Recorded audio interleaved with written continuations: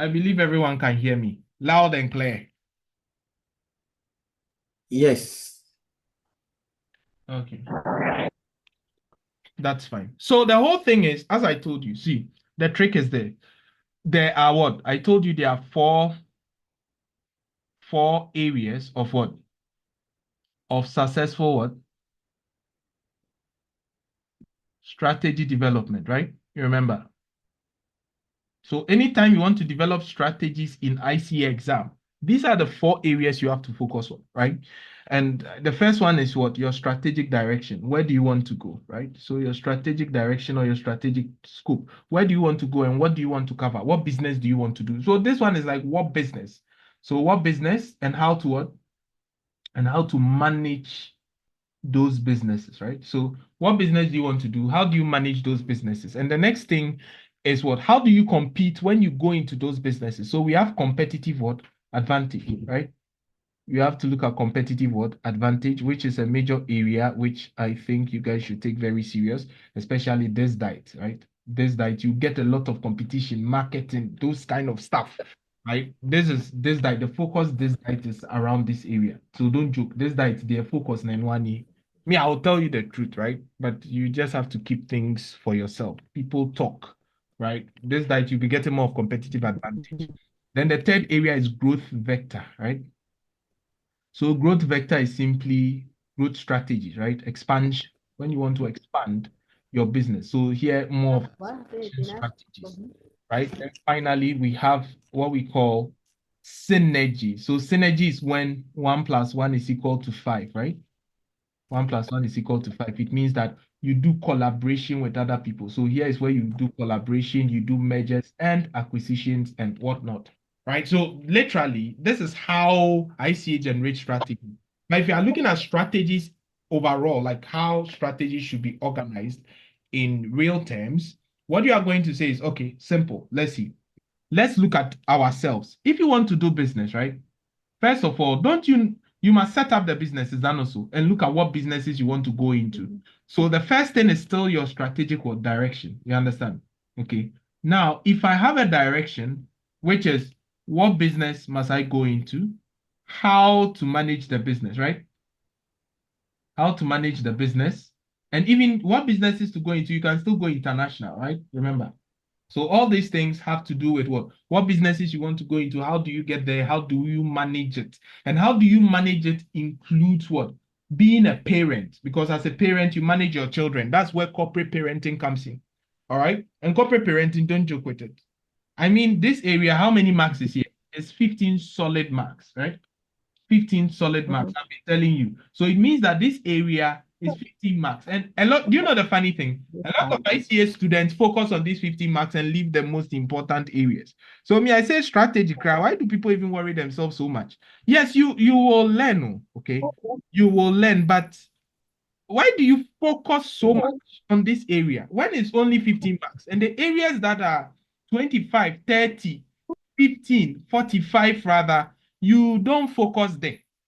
I don't understand ICA students. So, see, this area that is strategy, 15 marks, they waste so much time there. Now, people are learning BCG, they are learning international strategies. That's what they even do when pre-sync comes. They only focus at that side.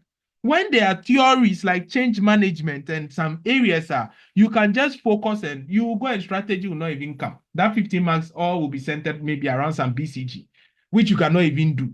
Do you get my point? So exam is not about learning everything, but exam is about knowing the right tactics, the right strategies that you can go in, implement, and be fine. And that's why the pass mark is 50. Do you get it? Me, I'll tell you the truth, and I've always been telling the truth. See, if you want to pass, you need to learn how to focus. And that's where I do the work for you, right? So, yes, this area is broad, though, but it's only 15 marks. And the areas that are small, small, rather are having 20, 25, 40. This area is so broad, even broader than corporate governance. But corporate governance has 20 marks. And you can easily back that 20. But however, ICS students always fail because of corporate governance and ethics. And I still don't understand why. They don't read that side. Obia focus here, internal analysis and this part. So everybody will learn pestle, they'll learn SWOT, they'll learn five forces.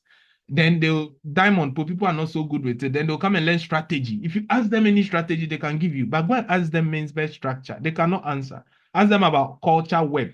Only a few. Ask them about Rosabeth Moscanta change theory. Have no idea. Ask them about risk dashboard. No idea. You see, so it tells you that something is missing. You end up focusing on the wrong areas. I'm telling you, this area, it is my duty to teach you. But me, to be honest, this area, you just have to have an idea because strategies are mostly practical. They can tell you somebody is doing something. Tell us what the appropriate strategy is. And for all you know, you can deviate completely and not get anything. So why focus there? The area that you cannot deviate, if you know, you learn it and be confident. Is my strategy clear? Is my strategy clear?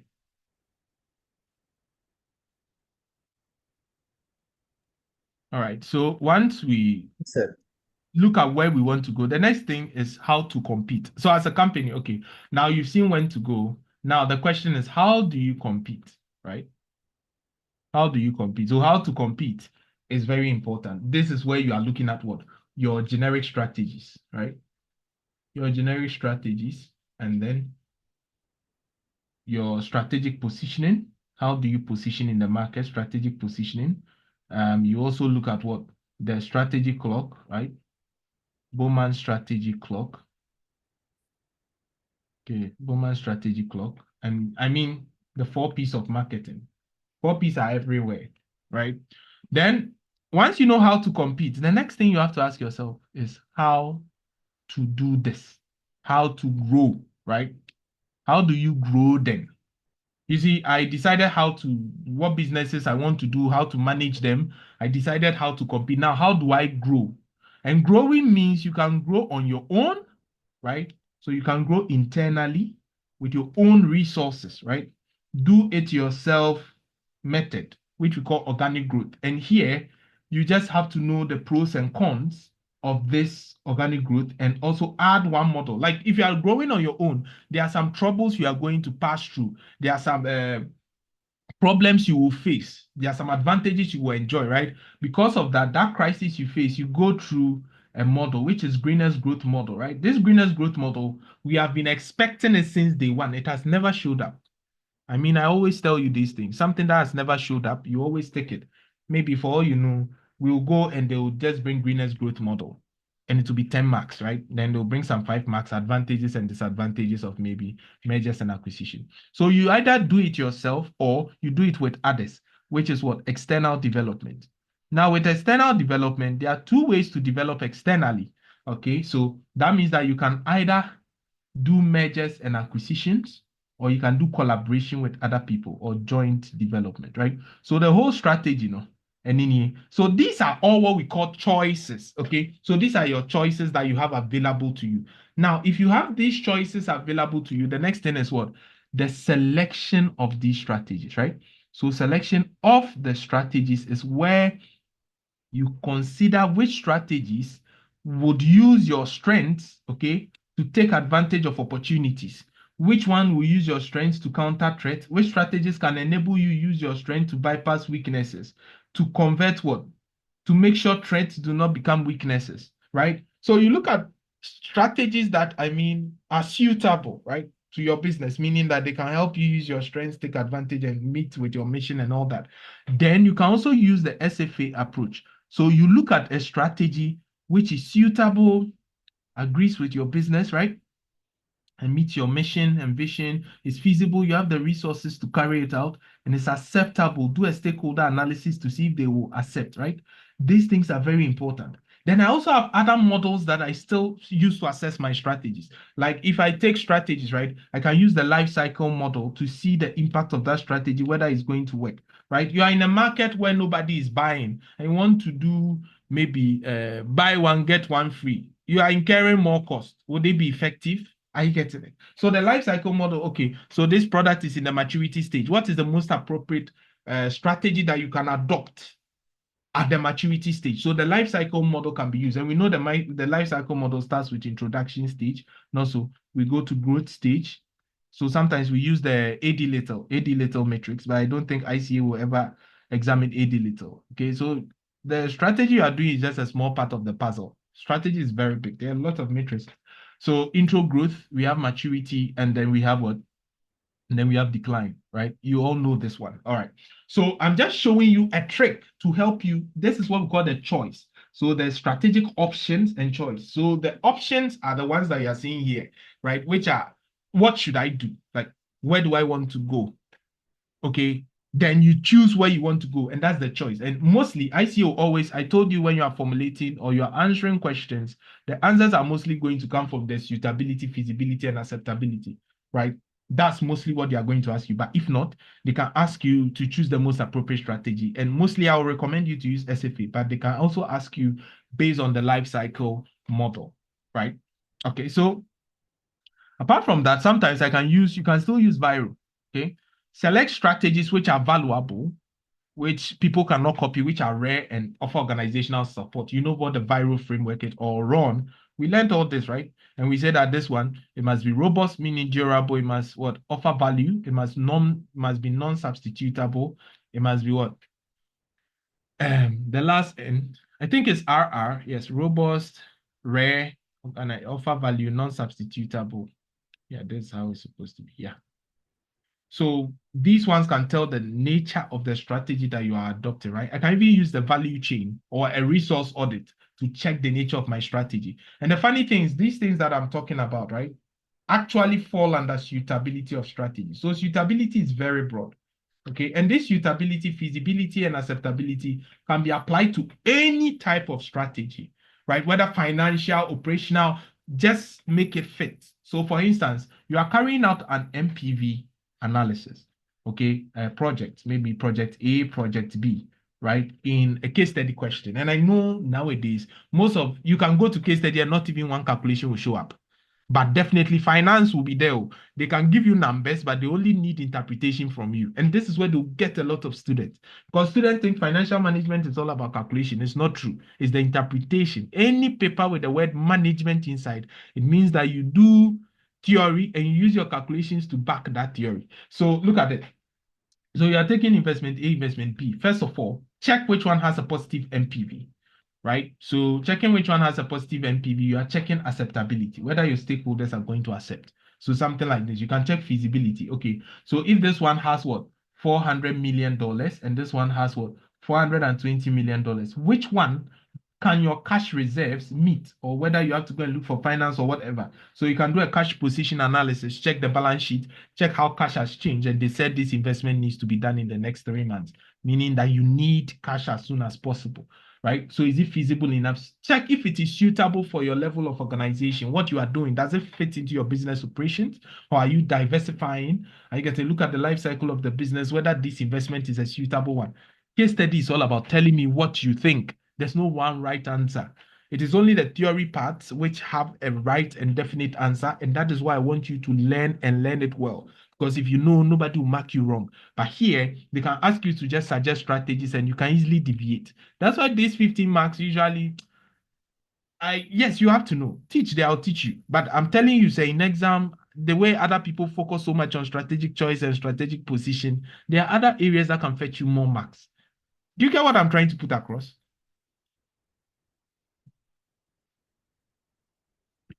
Do you get what I'm trying to put across? Yes, sir.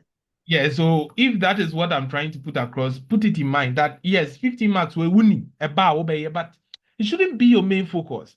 Your main focus should be around the other areas. Because the other areas, when you add all of them up, it's around what? 85 marks. And this is only 15. And this is where students always focus. I don't know why. It is like that. Every even ACCA, you go there and there are other areas, but students still focus on only the strategy part, as if it's difficult. It is not. You just need the right strategy and you'll be fine, right? So I told you mostly is the strategic options. These are the options. What do you want to do? How do you manage your business? How do you compete? How do you grow? You look at various options, right? Then when you are selecting the option, you mostly use the advantages and disadvantages of the option, or looking at whether it can help you use your strengths to take advantage of opportunities. For instance, they tell you that look, the company wants to expand to the US, right? And then they tell you that the company has what? A subsidiary in the US. So tell me, expansion to the US is the opportunity. True or false? True or false? True. You having a subsidiary in the US, what is it? Is it not what? What is that? A resource of some sort, right? So this is a strength we have. Why not use the strength to take advantage of this opportunity? We can use our subsidiary as an agent. We can use our subsidiary to export. We can do so many things. You get the idea. So it's just an idea as to looking at how you can use your strength to take advantage of your opportunities. If you have a weakness that your strength can conquer, use your strength to bypass that weakness. Okay. If you have a threat, make sure that threat does not become a weakness. Okay. So that the whole thing is to think broad, and then you get it. That's how it's supposed to be. All right. So now that you've gotten the whole picture, okay, now we dive into what we need. So we must understand product and resource-based strategies. Okay, so there are two approaches to the selection of product market strategies, and every strategy exam that you do, you must understand product market strategies, because definitely when you are going into a market, not every market will accept one particular product, and not every product works in every market, right?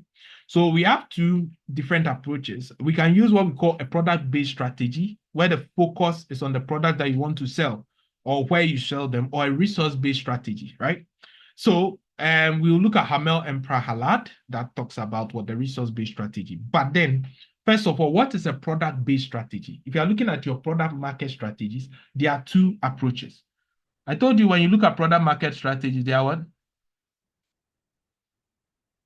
Two approaches. Okay, so product market strategies, there are two approaches. What are the two approaches? First, there's what we call the product-based strategy. Okay, product-based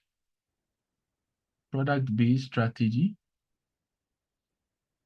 And there is a resource-based strategy, right? A resource-based strategy. All right, so that is it.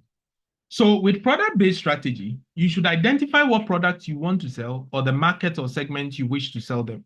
So the attention is the product which will be successful when it goes out to the market, and so the most profitable. So if you are selling different products, you say, okay, wait, people buy it a lot. I think when this one, people want something like this, when it goes to the market, this is what a lot of people will buy. Rather than focusing on what building unique resources that if this product comes out, it's going to be a winner or it's going to command a premium and all that, right? So any product market opportunity that will help us to exploit our competencies, that one will be more of a resource-based strategy. Okay, so mostly based on your value chain. And I can use the value chain to prove it, right? So for example, let's see something. Look at this company's value chain. The company sells, I sell books. Let me use the example, right? So let's say that I buy the raw materials for the books, like the A4 sheets, maybe cover and all that, right? Cover back or whatever you can call it. What process is this? Me buying and storing these things to prep them for editing and all that. What would that be? Under the value chain. Please, we don't have time, so you need to speed up. Under the value chain.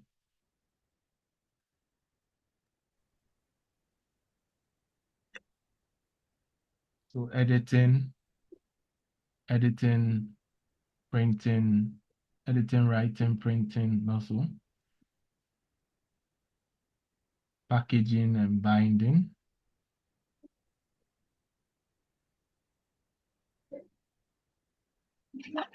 promotion, discounts, and so calls for explanation, right? After reading the book, or after encountering the book.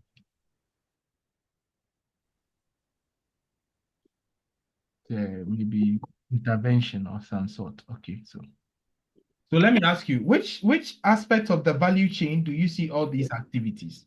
If you can't answer this question, we have closed. I'll not teach case study again. So, operations. No, each of them are different activities. check well. You know what each value chain activity is. So tell me, I bought A4 sheets. I put them down, right? I'm waiting to edit, print, do all those things I need to do to come up with a book, right? From there, I pack it, I bind the books.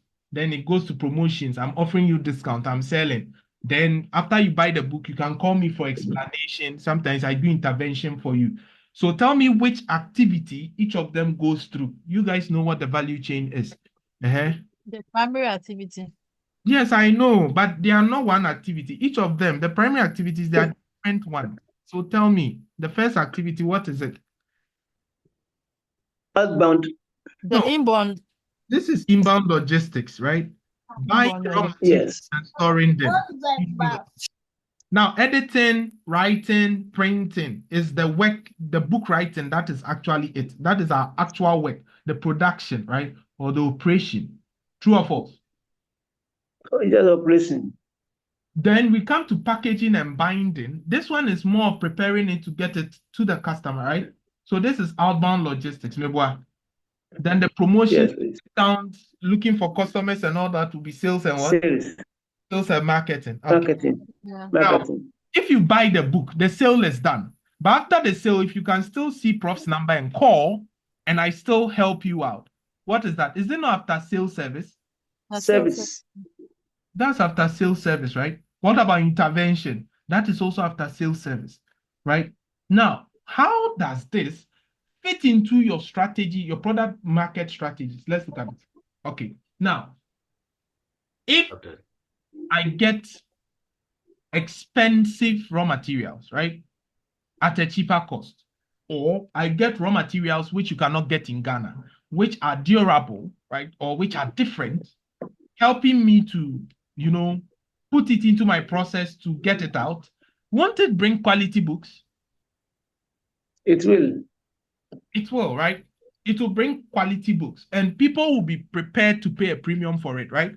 So it means that what we've done by exploiting our resources, are you getting it, are going to make us successful because we are looking at our strengths and we are using it to produce something into the market rather than looking at what product to succeed.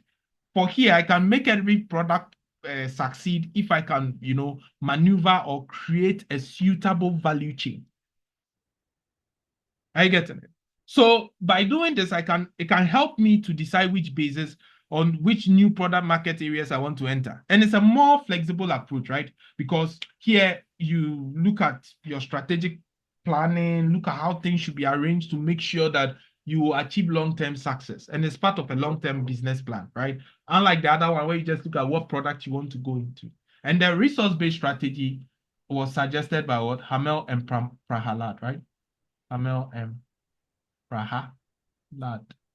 Okay, so that's the resource based strategy. So there are two product market strategies, two approaches, either product based, you look at what product send it into the market, or resource based strategy, right?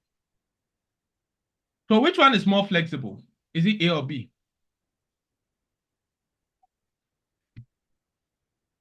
Is it A or B?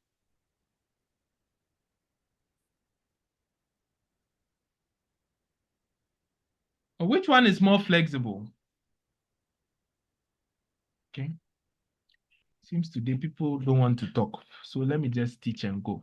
All right. So we already talked about the 4 key areas of strategy, successful strategy development, product market scope or strategic scope or direction.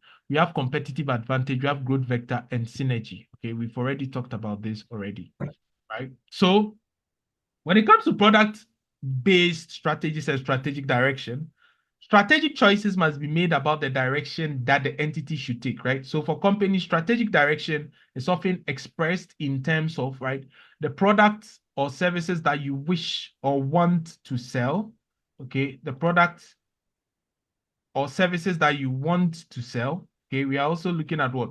The market or market segment you want to sell them in. So what products do you want to sell? What services do you want to sell? What market segments do you want to sell them? How do you move into these product areas and market areas if the entity is not there already? So first of all, what do I want to sell? Where do I sell them? If they are not there, how do I move into those areas? So product-based strategies are mostly like that, right? Looking at where you can sell that hot product, right? And it's always done online. You can look at which website, which marketplace. Is it Facebook? Is it Instagram? Is it TikTok? Where can I sell this hot product? I know people will buy, but I need the right audience, right? That's how product-based strategies work. Now, to achieve growth in the business, you must sell more in your existing market. Okay, so actually, when you are looking at a broad strategy for a business, it still centers into growth factor. So all the strategies can still be found in the growth factor, okay, which is your product market strategies, right? Your product market matrix. And your product market matrix is still the growth vector, okay? It starts from there. So product market matrix, okay, people have different names. It's also known as the Ansoff's matrix, right? Ansoff's matrix, and it is actually an expansion matrix. It's like when you want to expand or when you want to grow. So this matrix houses growth strategies. Like if you want to grow as a business, this is where you focus. Now, before we even put it into a matrix, right? Because we are looking at strategic direction, this is what is actually done, right? Anytime a business wants to grow, listen carefully. Anytime a business wants to grow, right? There are two types of strategies or two major strategies that the company has to focus on, right? If you want to grow, you can grow by doing what you do best, right? By concentrating on things that can make you successful without working with any other person, right? So most of the time, what we do here is that we do intensive strategies, right? So these are what we call intensification, or sometimes we call them what? Concentration strategies, right? And these strategies are things that you're already doing or you can do, you can replicate to make you successful. Or if you cannot do that, then you can what? Diversify. So we have diversification strategy. So the simple rule is that one, either I intensify what I'm doing by doing intensification or concentration strategies. And there are three main concentration or intensification strategies. One is market penetration. Okay, so market penetration is based on the concept of cost leadership, right? Trying to go penetrate the market with a lower price. Are you getting it? To sell more in your existing market, right? Trying to make your existing markets bigger. So if in my existing market is Ghana, how do I extend beyond Tamale? Maybe how do I start selling in Brongahafo region? That is still market penetration. And I'm giving typical examples in Ghana because most of your cases now, they would bring local strategies that you can still apply, right? So the second one is what? Selling new products in your existing market. So, okay, I am selling videos in maybe a Bruno area. Then I say, okay, it's my existing market. Since they already buy books from me or they already buy videos from me, why wouldn't they buy my books, right? So you are now bringing a new product to your existing market. It means that you are building that product, and that is what? Product what? That is product what? Product development, right? Then finally, what you can do is that what? You can sell existing product in a new market or a new market segment. For example, in other countries. So international strategies can also fall here. And that's what we call what? Market what? Development, right? That's what we call market what? Development, right? So these are the three intensification strategies. Now, there are other strategies that we can associate with this, right? That directly do not fall into this. Things like you not doing anything. So if I'm selling more to my existing market, I'll just pause and proceed with caution. Like I'll just be watching people with my eye and be doing small adjustments as we go by. We call that what? Consolidation. Okay, so there are other strategies that fall here. We'll come and look at it in bulk. We have other strategies that will fall here, which we call what? Consolidation, meaning that you just be a bystander. You just don't do anything. You just be watching people with your eyes. Then you'll be doing small adjustment as you go by, right? Now, small, you just be there. Then we have what we call corrective strategies, right? Corrective strategies means you look at what didn't work and you correct it based on your own past experiences, right? So you can take corrective strategies. And finally, we have withdrawal. Withdrawal, I don't need to explain it, right? If you think that your business is not so doing well, you can withdraw some portions of the business, still selling to your existing market. So as part of market penetration, some books, you will see that they still include these other strategies as part of market penetration. That is selling to your existing what? Business. Or finally, you can sell what? New product in new market. And selling new product in new market is diversification. So diversification is new products, okay, selling new products in new markets or new services to new different people, right? So new services to new people, right? So this is how this thing actually works, right? And if you can put this to play, I mean, you wouldn't have a problem because this matrix is what everything else is mostly based on. Because if I want to sell the same products to my existing market, I can do product modification, change the features of the product, give people discounts, right? Buy one, get one free. Do so everything is around marketing. So market penetration, product development are mostly around marketing, right? But market development, you can still use those international strategies, right? To get to develop your market. For instance, I can talk about what maybe use in exporting, right? Exporting is one of what the choices for market development too. I can't even think about what franchising, right? Not only franchising, I can think about maybe doing joint ventures outside, maybe using agents, right? I can think about what strategic alliances, right? I even think about what mergers and acquisitions outside, right? All these things can still fall under what market development strategies. So the thing is, it doesn't really matter. Some things fall here, they fall here, they fall here. But as a student, it's how you argue your case out that you'll be given the answer, right? Some people want a standard. There's no standard way of putting strategies together. Strategies don't actually work like that, right? You have to tell them. So this is the basis, the main matrix, which is a growth vector matrix. Now, these are the two main. So what are the two main types of growth strategies that we have? I explained them to you. What are the two main types of growth strategies that we have? What are they? Internal growth and external growth. No, you see, I said two main growth strategies. Intensification and diversification. Those are the strategies for expansion or growth, right?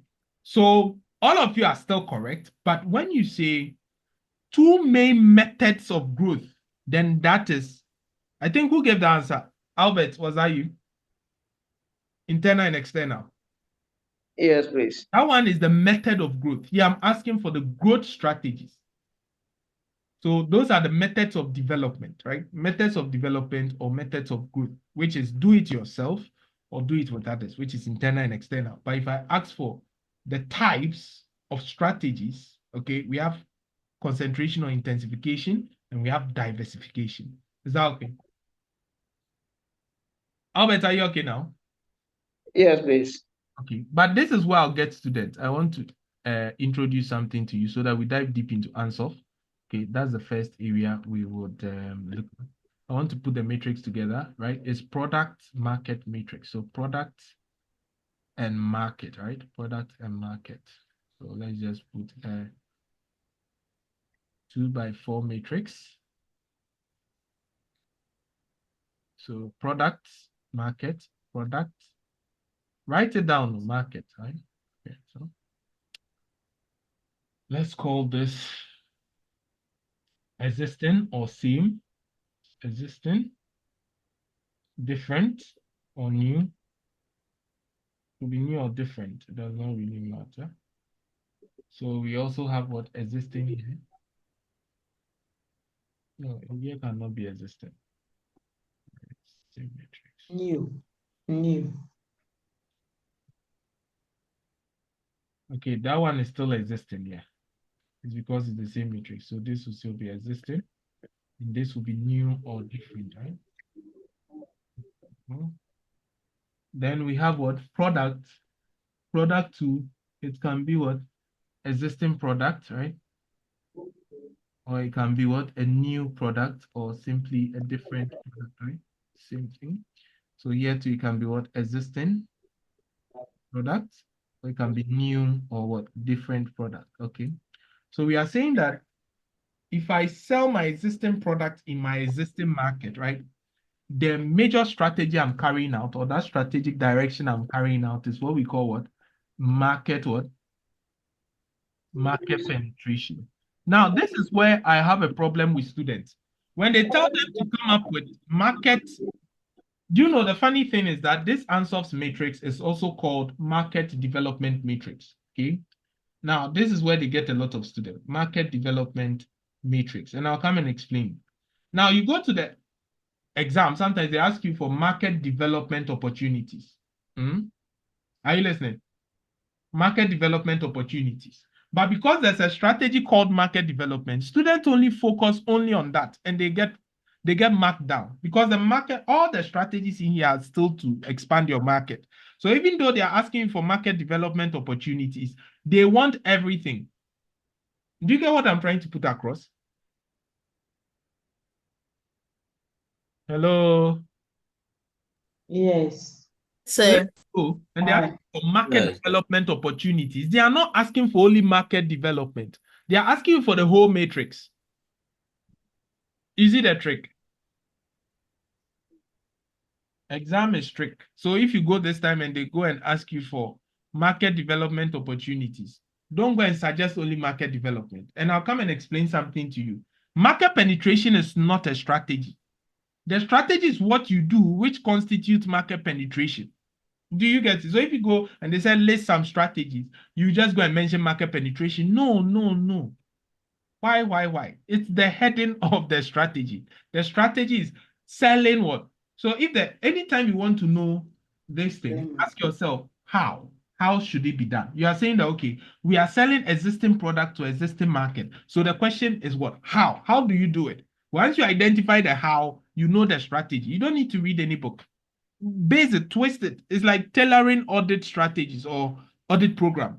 You are saying that we should sell the same product to our existing market by either expanding our reach or finding a way to make sure our existing customers or existing market still buys from us. So how do we do that? Yes, my people, this thing, you don't need to read book. You must have had some small sales experience, or you can even guess based on what you do at the office. What are some of the ways we can so try we give to sell what we sell to our existing customers?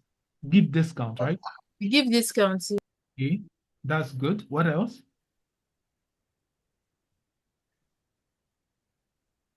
Packaging. Yes, you can change the packaging. You can do product alteration. I get it. Yeah, somebody was saying something, but I didn't hear him. It was You can existing customers to buy more. how do you do that? Advertising. Advertising, which is all promotion. So you see here, we are still seeing 4Ps here, right? You can change the way of distribution to make it convenient for people. They will buy more, right? If before delivery was difficult, now if I make delivery easier, you can go and pick up at any point. Don't you think people buy more? So that thing that we are doing, if we intensify it, how can we still get people to buy? Do you understand? So 4Ps can still work here, right? So they all fit in. It's like these are broad strategies that almost all other things can still fit in. And you still need to sell more to your existing clientele. You still need what? More marketing. You still need more promotion, aggressive advertisement, right? Okay, so that was existing product in existing market. Please read again, right? Go through the book. You get some strategies, add it to yours. But the reason why I don't like to pick strategies from books are that, yes, they are good, but it doesn't apply to every business. And you see the students still listing those same things, which may be related to a bank. He's giving it to maybe a manufacturing company. So I want you to tailor it, at least read the book to get insight, and then add your own, right? Okay, so now if you are selling what? A new product in an existing market, what we call that strategy? New is always something that we develop. Yes. Product development. Yes, we are developing a new product. So the new product is coming into the market. So product development. Now, let me ask you, how do you develop a product which nobody, right? You want people to buy. It's a market development opportunity to bring a new product into the market for people to buy. Product that you sent into the market for the first time. How do we ensure people buy it? That is the strategy, not going to exam and writing product development. It doesn't work like that. I see a lot of students, they say this Ansoff, no, I control market development, market penetration, this.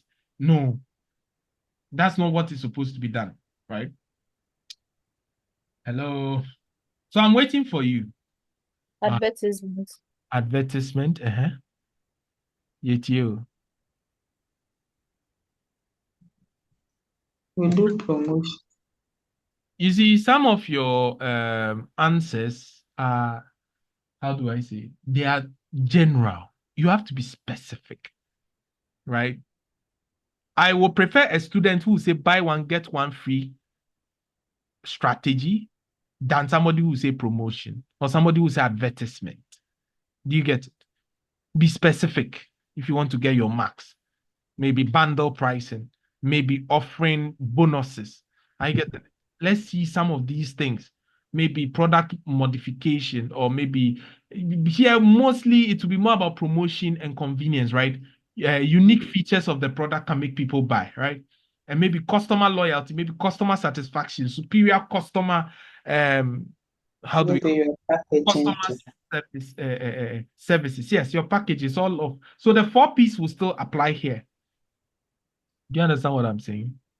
So these things, they still work. They still work, no doubt. They still work. So I don't want you to joke with those areas at all.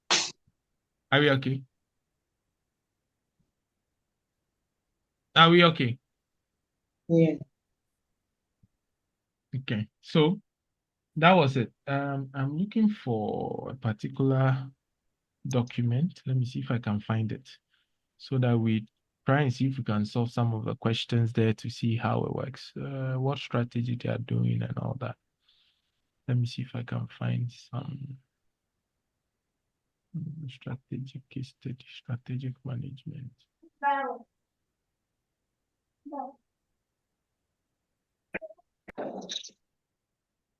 Any questions so far? So give me some strategies on how to, do each of them. So product development, we are still on it. So far, people have been talking about promotion and packaging and the rest. Give me more. You have a lot of things to say. Uh-huh.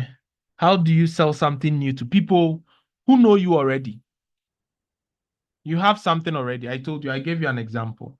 I am selling videos to these people. All of a sudden, I bring books to sell to them. What's the chance that they will buy from me? You get it? What's the chance that they will buy from me? And what do I have to do to make sure these people buy from me? And this is how I want strategy to be for you, not it's something that we do day to day. Like, it's not just a way. Just have a few. Maybe your branding too. Yes, branding. Branding is not bad. I like how you're thinking. Yeah, this is some of the things that I want. I'm listening. Um,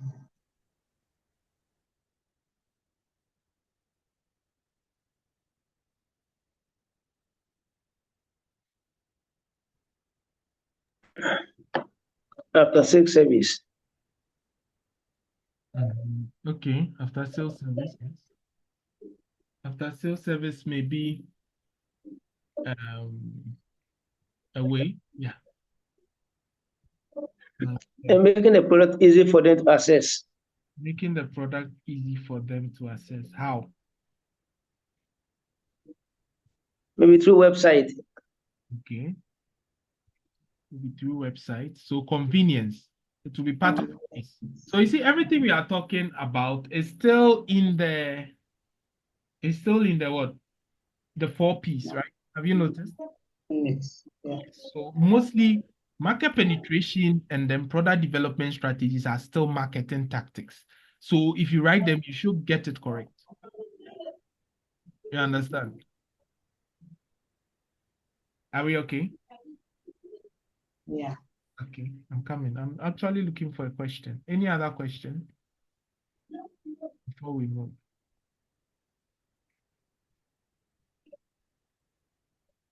So about redesign of the product. You said that what? Redesign of the product. Okay, that will be part of product. That will be part of product. Okay, so let's see. Just want you to get a hold of it. After that, I'll take a question. We know this already, right? So let's Do more research yes. and innovation. When we have an existing product and we sell in a new market, what is that? It means that the market is new, right? So we are Market development. market development to develop your new market. Nobody knows you there. So this is where you try to create more awareness, right? And you also try to use international strategies like exporting, franchise, and other stuff.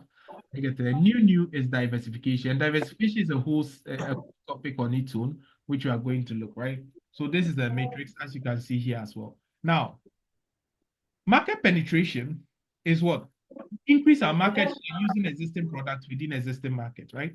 So there are a lot of things, and this is what I want you to look at. I realize that some of you were struggling to come up with strategies.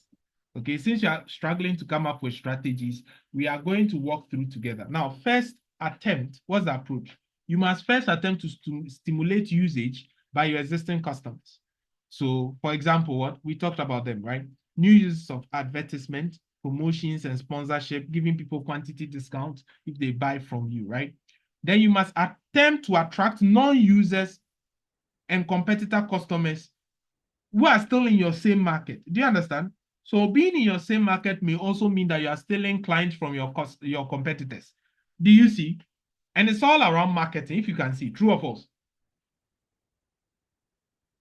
True or false? But I hope the strategies are making sense. Are they making sense? Yes. Yeah. So the first approach is what? Usage by what? You must first stimulate usage by what?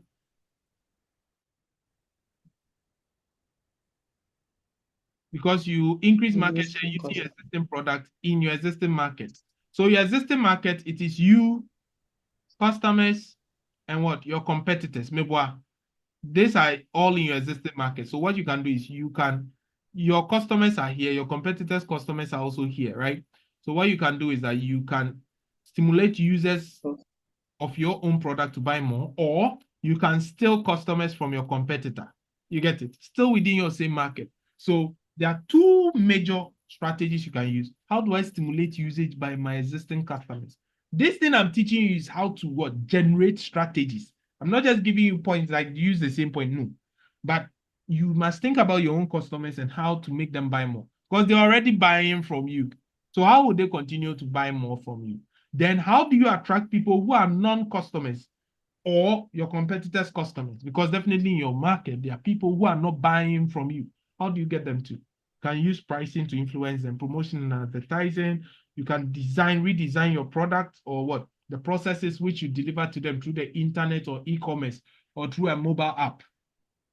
You know why I'm saying mobile app? Because you'll be getting more IT related type of question where the company wants to launch a mobile app and the initial investment of 40 million. They have what cash flows, which they are trying to generate every year. But from year 1 through to year 6, there will be no cash flow. Year 8 going, there's going to be a cash flow. Then instead of them asking you only about investment appraisal, they'll go forward to come and ask you how this would in turn benefit its product market strategies. Do you get the idea? So what's the major approach for dealing with market penetration? First, you must what? Try to what?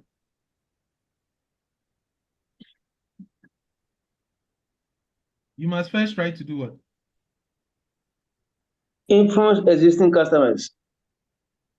Yeah. Or Attempt to attract non-users and competitors. sure. Are we okay? So that's how it should work.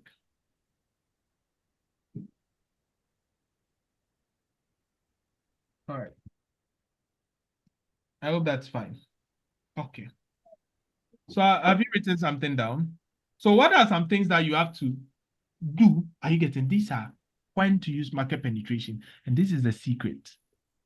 Because sometimes ICA will not tell you that, okay, use market penetration or talk about market penetration. Remember, I told you that we have answer in the scenario questions. Do you remember?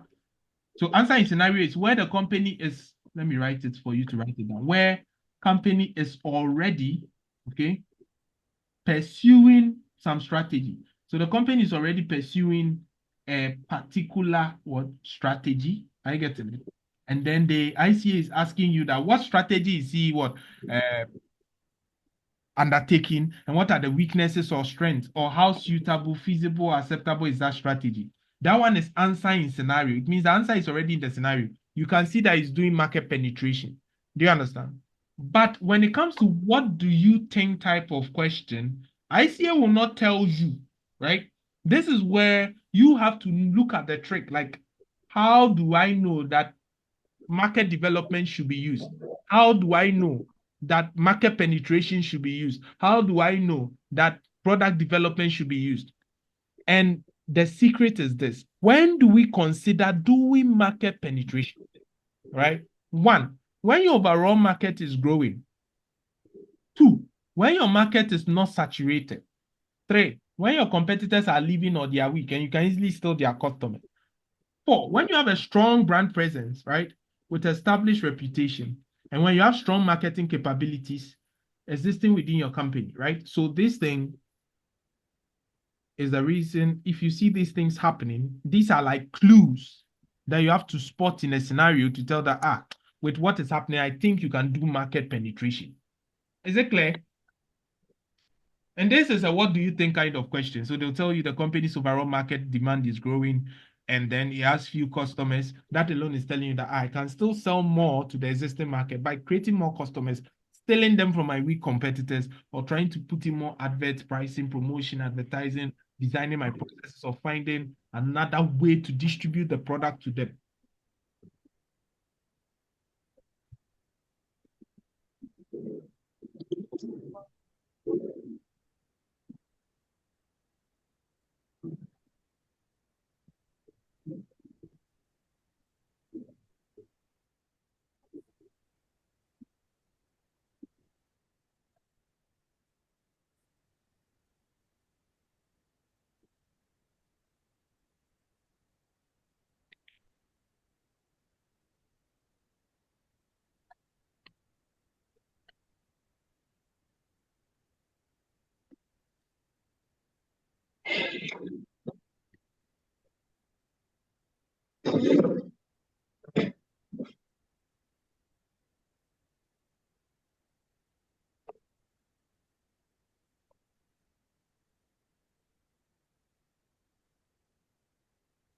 All right. Are you done? Can we move now? Please, you have a lot. So somebody says, so say, like Ideal Milk deals with its product. It offers variety to take customers from competition. That is good. That is very good. So it's the same Ideal Milk, you know that, the same Ideal Milk, but different varieties. So I like the example, very practical. That is market development. And the same way Ideal Milk did product development. Do you remember? Bringing that sachet type. Is it not product development? Is that not product development? It is. You get it. So Ideal Milk has been able to capitalize, right? They've been able to do market development by going, Nestle is out there, right? They did market development. They've done every part. They've even diversified. Nestle has a diversified portfolio of products. True or false? So you can see that in all the areas of the product market matrix, Nestle has capitalized on those areas. It doesn't mean that a company can only choose one. No, there's no rule that says you can only do one. But my problem is that students, when they say they should mention their strategies, they go and mention market penetration, market development, product development, and diversification. Those are not the strategies. Do you understand my pain now? Do you understand my pain now? Yes, If please. you say market penetration, you are not finished. You can say that, okay, look, let me give you an answer. Assuming I get this in the question, right? Look at this. I'm taking a question. Okay, so I can say this. Using, I like to write and show you, using the Ansoff's matrix, right? Using the Ansoff's matrix, the following, okay, look at how I write. You can also write it down. The following broad market, the following broad product market strategies, or the following broad market development strategies should be considered, right? Should be considered, right? So one, I can say what? Market penetration, right? Market penetration. Two, product development. Three, right? market development. Finally, 4, diversification, right? Okay.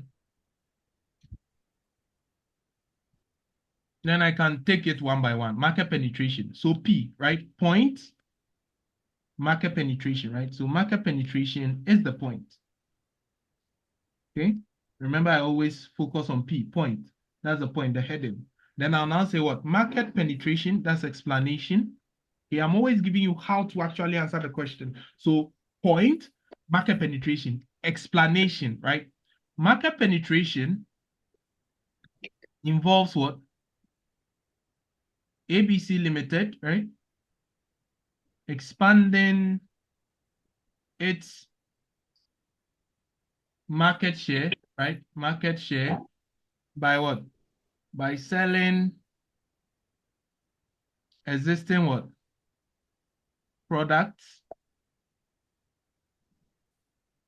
in its what? In its existing what? Market. True or false? Or existing customers.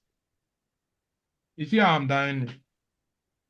This can be done by what? This can be done by two main what? Two main approaches. True or false? See how I'm answering the question? What are the two main approaches? One, we can what? The company Existing customer. can what? Can first stimulate purchase or usage by what? By existing customers, right? Using the following what? Strategies. You get? So I can go forward and now say what? Aggressive advertisement, right? Or new ways of advert, right?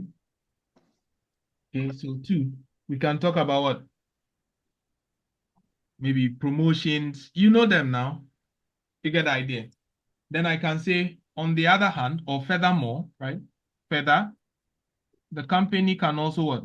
Company can also, I get it, attempt to attract new or non-user customers, right? Or attract customers from what? From its competitors using the following strategies as well. It doesn't mean you have to write it. You can choose any of them, talk about it. The thing should be tailored to the scenario, right? Using the following, I get it from the case. Maybe you can say what? Maybe increase or decrease pricing. If they gave you the price, decrease pricing by maybe 20%, right? Because of maybe what your calculations you did, right? Because you still want to maybe increase in promotion, maybe access to company website or creating a website or something, right? Then you say, since market penetration, how appropriate is it? How appropriate is this strategy, right? How appropriate? So you are looking at appropriateness of the strategy or simply suitability, right? So you can say suitability. The company cannot, or the company can pursue this strategy. Why? Because the overall market is growing, right?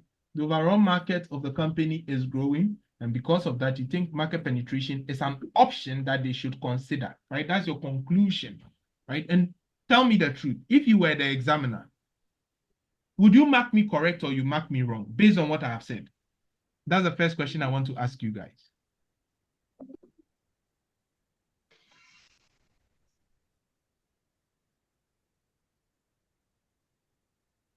If you were the examiner, would you mark me down for writing this? Oh, be honest. Not at all. And is it practical enough? Sure. That is how I want you to go. Don't write that one-line answers. A lot of people go to case study exam, go and write one-line answers and expect to pass. At the end of the year, Master, you didn't say anything.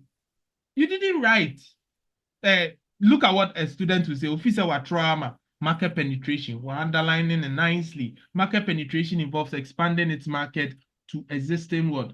Customers. And he expects that he will get a full mark for answer. And look at how far I've gone. This is not even complete. So you see, sometimes your answers are not enough. You need to at least go further a little. See, time will not beat you. If you think time has been the factor, you are mistaken. It is not time. When you know what you are doing, you will have time. Right? That's why you have to plan. I think I have to have time and do exam strategies with you. A lot of people do not plan. Omunya man paper and 15 minutes reading time, he's reading case. He's reading unseen case. No, read requirements. Just dive straight to the questions and don't look at the case again. Just use your pencil and be scribbling the answers that you remember from your head. If you know, you know. If you don't know, don't worry. Skip. Right? That's it. In exam, we don't think. If you think, you consume brain energy. If you know the thing, you know. If you don't know, skip. Immediately within the first 30 minutes, you see something and you are not aware of it. At that time, the brain is now fresh. You see something and you are not aware. Just skip it, go to another one. Skip, keep skipping. If you see a note you don't understand, assume the note does not exist. You just skip, move, right? Now, if you skip 1, skip 2, skip 3, skip 4, then you say, and the won't share there. Hardly, if you have learned, you may skip once or twice, but to be skipping, it means that, Masa, you need to come back again. Too much of everything is bad, right? But that is a very good strategy that has helped me and has helped a lot of my people. It works magic, I'm telling you. But some people will just start straightforward and then they don't even know. There are clues. There are always clues in the case. That's why the case study is that long. Okay, they wouldn't give you 13 pages, 14 pages, 11 pages case so that there wouldn't be something in there. There's always a clue as to even what will come in the unseen. And you can know. You can know. Do you understand? I believe we are all okay. So you see, these are the triggers that you look for in the case. It doesn't mean it has to be all of them. It could be any of them. Are you okay? So if your competitors are weak or your market is not saturated, like the market, people are not really there, then you can capture the market. But when the market is saturated, everybody is doing. How can you sell to those people? Your competitor will be capturing them because already they are fed up with what they have. You have to bring something new on board. That's what they are looking for. Are we okay with market penetration? Are we okay with market penetration? Yes, sir. Okay, so let's look at market development. Now, here we are aiming to increase sales by taking the present product to new markets, right? Or new segments. So entering new markets or segments may require the development of new competencies. So this is what I'm concerned about, new competence. And you realize that every time I'm talking about strategies, always competencies. I keep hitting on competencies. Why? Because everything is about the competencies and resources you have. If I do not have resources and competencies to succeed in that market, can I succeed there? Can I succeed there? Hello? If I don't have resources and competencies, can I succeed in a particular market? No, sir. So the whole thing is about competency development. So now I want to test people's mind right now. There are 6 steps for using CSFs, okay? Build competencies.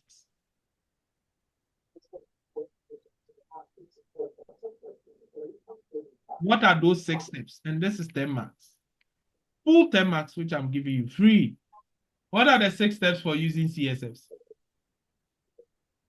If you don't remember, don't worry. Write this question down and find solution to it. For now, I don't talk plenty. If you know you don't know, just pick this question, find solution. It's a past question and it's also in the ICA book. It's everywhere. 6 steps for using CSFs. Please. Is that okay? I don't like a student who say I don't know and you will keep quiet. For all you know, this 10 marks will come. Now we jar to baby and never me. Is that okay? All right. Claire. Somebody was even giving me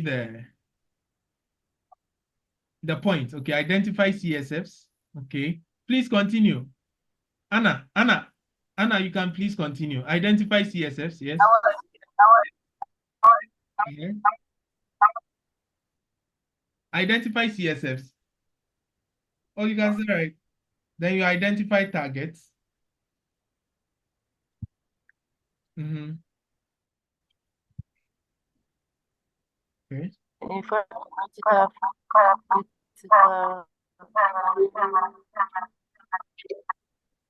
find it.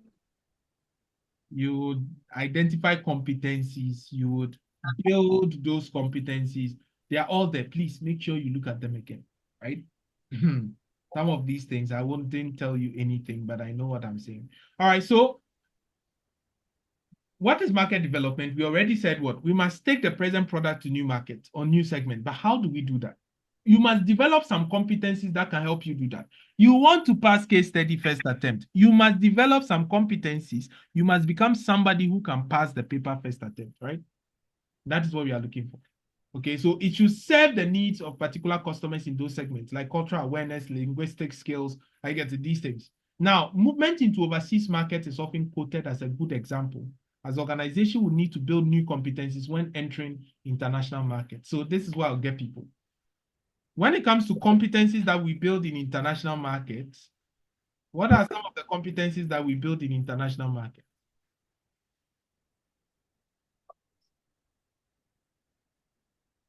So when I'm entering international markets, let me first ask you, what are the major models that we have to consider when we go into international markets?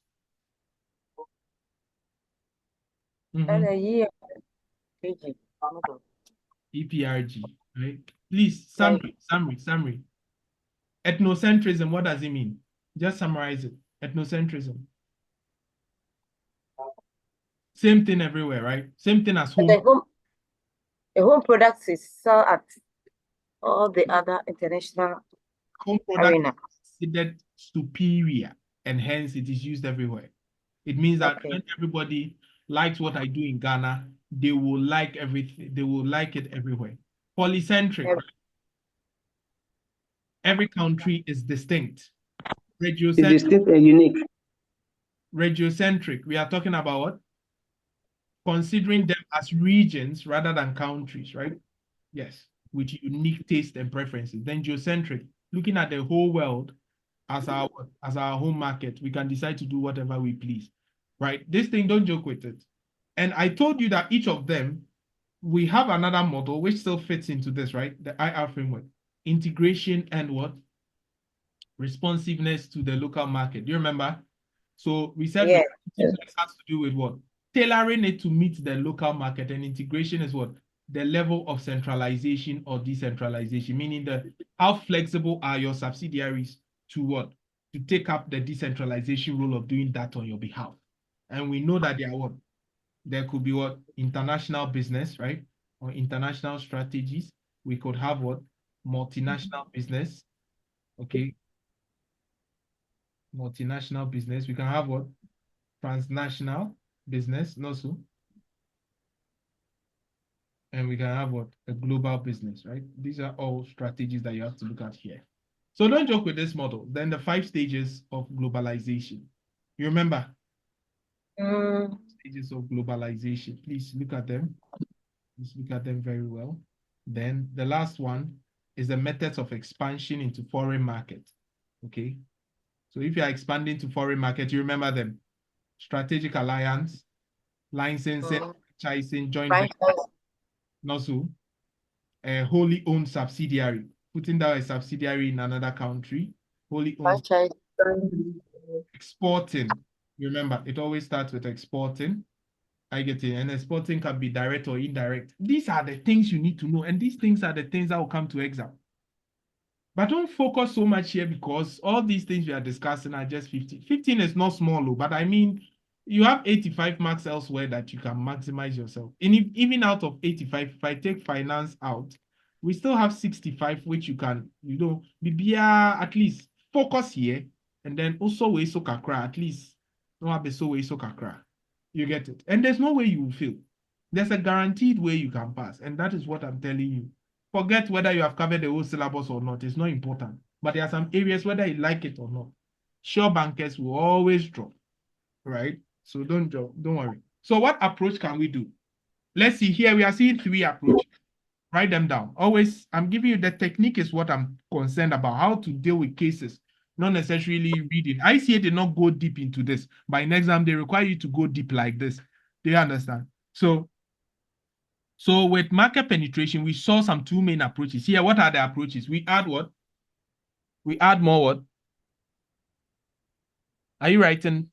Here, what are the strategies? Yeah. We add more geographical areas. It could be regional, it could be national. We are in Kumasi now, we want to go to the north, right? We can add more demographic areas. Like, okay, first we were serving children, now we can serve adults. First we were serving male, now we can serve female, right? We can bring new distribution channels. Are you getting it? These are the approaches that we can use for developing our market by extending to different areas. We're selling in Ghana, now want to go to Cote d'Ivoire, right? We're selling to male, now want to sell to female, or we're selling to managers, now want to sell to subordinates. All these things are demographic cases, right? You look at your buyer persona and then your distribution channels. Have you written the approach down? Yes. So Ansoff is a very important matrix. When you know it, you should be fine, right? Literally be fine. Okay. Now, what are the keynotes? Because you are going into a market, you have to, this is where you talk about what? You focus on your EPRG. Okay. This EPRG is what you have to think about here. Because sometimes I have to do slight product modifications. Why am I doing slight product modification? Which part of EPRG will require product modification? Which one? And the P. Polycentric and what? Region. Radiocentric. Why? Because I am tailoring it to suit a unique market with a unique taste. Do you get it? So because I'm deciding to go into a new market segment or a different segment, I require what? Unique taste, right? Because I have to modify. That is why you go outside and you see different products, right? If you go out, you see tuna flakes. They are different from what we get in Ghana. If you go outside, you see Indomie. They are different. You go outside, you even see Yeah. right? But in Ghana, we have Fanta. But you go outside, you see Tango. So they are different products. They are tailored to specific locations. True or false? So that should tell you that all these models, they fit into each other and you can get something to say. I always require my student to say something. Don't look at one thing that happens. Listen, this one, let's be frank. One thing that happens is that when they go to the exam, they first go, they'll be skipping through questions and they'll go and see some financial management. Then they start shaking. Then everything else goes to waste. No, we don't work like that. Don't you trust God? Even when the situation is hard, that is when you must push. Do you know it's difficult to fail than to pass? Or you don't know? Yeah. If you are failing, you know you are failing. Charlie. Yeah. You know, hey, Charlie. It's difficult. You'll be sweaty. You'll never be comfortable. But to pass is very easy. So why would you stress to fail? The right thing. Of course. No more excuses anymore. And I hope you will do that for me. I know you are all capable and you will all make it. But please, just listen and do what you are supposed to do and you'll be fine. Is that okay?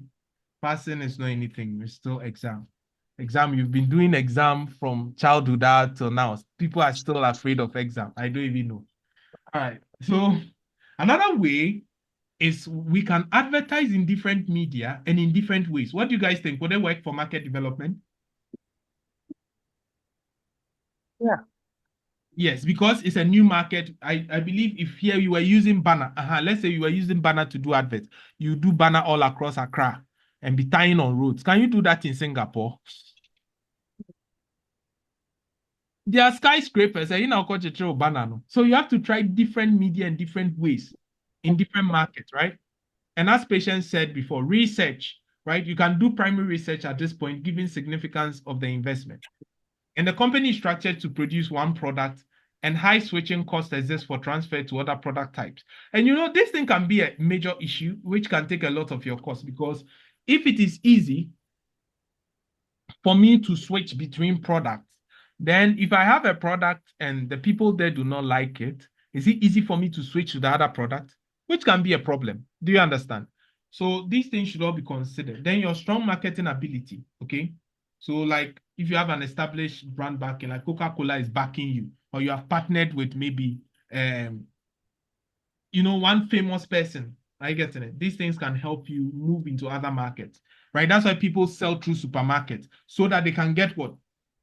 An established brand backing. I like that point, right? And these things are practical. So there's been cases where maybe, there's one time these people was Close Up, right? Close Up, this brush manufacturer partnered with Close Up. So you buy Close Up and it comes with a brush, okay? Yeah. Something that we call, I don't want to be selling out these strategies to people, but we have something we call, okay, let's sit down. And the whole thing is that we will bring Close Up. Look, Close Up as maybe 25 CDs, right? Brush as 10 CDs. Then we tell you that buy all the two 25. For 30 CDs. Yes. Yes. So somebody will also see that, okay, we have Close Up, we have this. And then all these things, they use it to play on your mind, but you don't know. If you go to those who buy iPhones, the iPhone has always been playing with people's mind with marketing tactics. These are psychological triggers. I told you everything is emotional pushing. They use this thing to beat you. You know that, okay, if I have to buy the two, each of them separately is 35, but I can get all for 30. They have shifted your focus to here. It's a marketing gimmick. You will buy. Do you get it? These are sometimes, and do you know the first reason why the person said you will buy even at the 30 is because you have partnered with their favorite brand. So you have an established brand backing.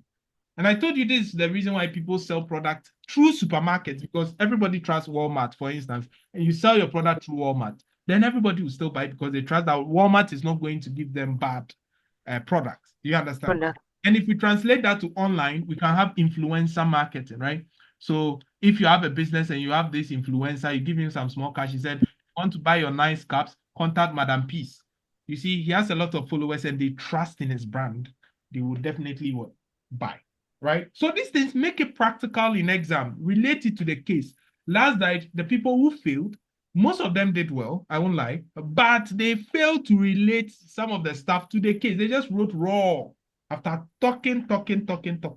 Some people too, it's just that they didn't have enough time. That was the problem. But they need to increase their speed. They need to at least, write to the satisfaction of the examiner, and they'll be fine.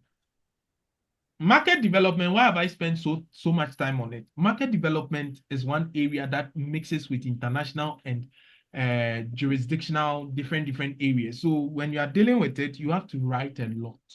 Okay, you have to write a lot. Is that okay? All right. I believe everyone is fine. Any question on market development before we go to product development and we take a question? Then we say bye-bye to Ansoff, growth vector. Hello? Yes. You can move. Okay, so have you written some things down? Yes. All right. So product development. Product development is what? Where you focus on the development of new product for your existing market. So it offers the advantage of dealing with known customer or consumer bases. People who you have a restaurant, right? People always try your rice. This one, you've already experienced it. You always buy their plain rice, right? Then all of a sudden, one day you go and say, Madam, yeah, what jollof? Over try ashe. Over try there. We will give you this price. Have you seen some before? Who has experienced some before? Who has experienced some before? You buy product. Yes, you buy food from these people and they tell you, oh, they've now brought Banku and Okro. It's going for this price, but because you are an existing customer, they'll give it to you at this price. So you try and you see nice. Next time you order. These things are practical, right? Strategies are the things that are making people successful. If you relate it only to book, it will only be book. You will not remember. When we started the course, I think Albert asked me that, said, the more you are reading, the more you are forgetting.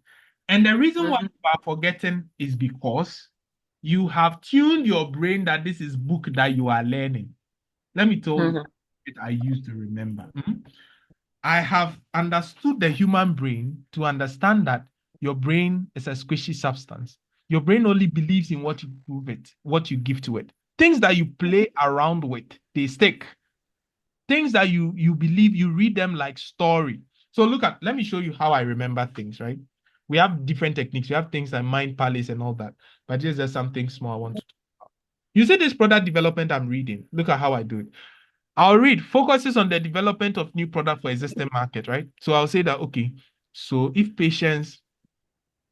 Madam Patience was going to bring a new product into the market and she decided that these are the customers that she wanted to know. Okay, she will develop some product features of a significant nature, like what? Or create different quality versions of the same product. Okay, let's say if Kofi wants to buy something from Madam Patience, and then Madam Patience says, okay, I have this new one. What would it be? Would it be product? You see how I ask my own self questions by creating things like a story. So everything I learn, I make it a story, and that way the brain remembers. That's why you watch movie and you remember. But people read books raw, like they just read it and they want to replicate. It won't work, my brother. There's always a secret to everything. Hmm? Okay. Yeah, so you play around. And remember, anything you play with, it sticks. That's why you watch comedy and it's always so yes, you remember a comedy cantata. Some people still remember cantata Bubukala. It's still in their head. Why? Because it has had an impact. You've created a brain trigger. Anything that creates a neuron sticks. And that's why how your hippocampi can remember that, okay, this thing should be sent into long-term memory because you put importance to it. Depending on the excitement you get for it. Because you are never excited when you read case study, it will never stick. I'm telling you. Yeah. When endorphins are created, right? When you have dopamine, that excitement, it makes things stick. Me, I'm always excited to learn new things. So when I learn, it sticks. But when you're already stressed, oh, I deal with crap, maybe my Master, you're worrying yourself, Uncle Father. Of course, of course. When I crack that code, I take any topic and I start to understand because of how I learn. Do you get it? All right, that was just by the way. Okay, so we have seen I think we have seen two, right? Now, product development is the development of new products for existing market. Now, this offers the advantage of dealing with known customers or consumer bases because, as I told you, oh, madam, you buy a plain rice. Now we have jollof. I know you, existing market. So how do I sell something new to you? So what is the approach? We develop product features of a significant nature.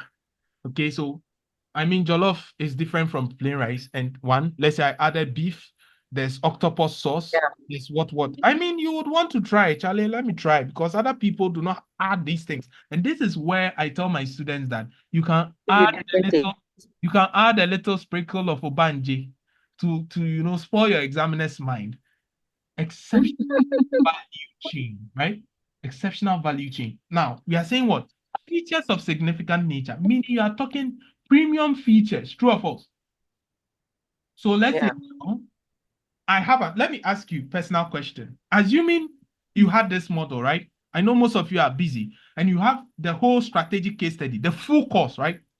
Done video by video, each with case, encrypted on a pen drive as audio, right? And video with textbook, with smart notes, with all the pre-scenes analyzed step by step, all as one package, which is on your Google Drive or on a pen drive, with listening in your car audios, right? With listening in your car audios that you can listen to case study every morning. Compared to class, which one would you have wanted? That one, the package. Yes, because you are busy. You don't have time. You see, so it is an exceptional feature that every student will say, oh, because now class I can watch at my own convenience. And all after that, you still get what do we call it? You still get a discount for intervention. Umpewe now peding. You see, it's just something I've created right now. So it means that I've created some exceptional point in my value chain. And I told you the secret that businesses do not compete with businesses. Businesses compete with each other's value chain. So when you're able to do something different in your value chain, it is going to create value. I always try to make things practical for you so that when you go to the exam, you are not going to write theory. So that you can, even if you remember an example I gave in class, you can use it to write something. Yeah. We get? That's fine. All right. I get it. Then we can create different quality versions. Okay, we can also do marketing because when you want to develop a product, you must advertise. Some people, no matter the features you show to them, if you don't advertise, they will not buy. If there's no word of mouth marketing, like their friend has not told them, say, buy this. Let me tell you the gospel truth. You see, some of the things we learn in these books, written by Emil Wolf and what, ICA and all that, some of them do not work in Ghana. I won't lie to you. In the African market, it's totally different. You post a flyer, the person has seen the price on the flyer, he will still ask you, say, how much is it? The person has seen the start date for the course, he will still ask you, and you have to answer. Okay, the thing the whites don't know is that Africa is a family-based style of thing, and it is not mostly individualistic. You know, the white man has that nuclear family type of thing. So even if you are selling something, you say, oh, why not? Let me try and see. But if Ivy buys a product, Albert needs to know whether the product is good before Albert will try. So it kills marketing a lot in Africa, especially Ghana and Nigeria. If Albert doesn't say, Charlie, I had a bad experience with these people's class. Oh, what happened? Oh, they are good, but Charlie, the way so and they Charlie in Trambo. You get it. So here, word of mouth marketing. I know people who have never done adverts before, but they have a lot of clients because the clients are satisfied with what they give. And once you are satisfied, you tell your friend, true or false.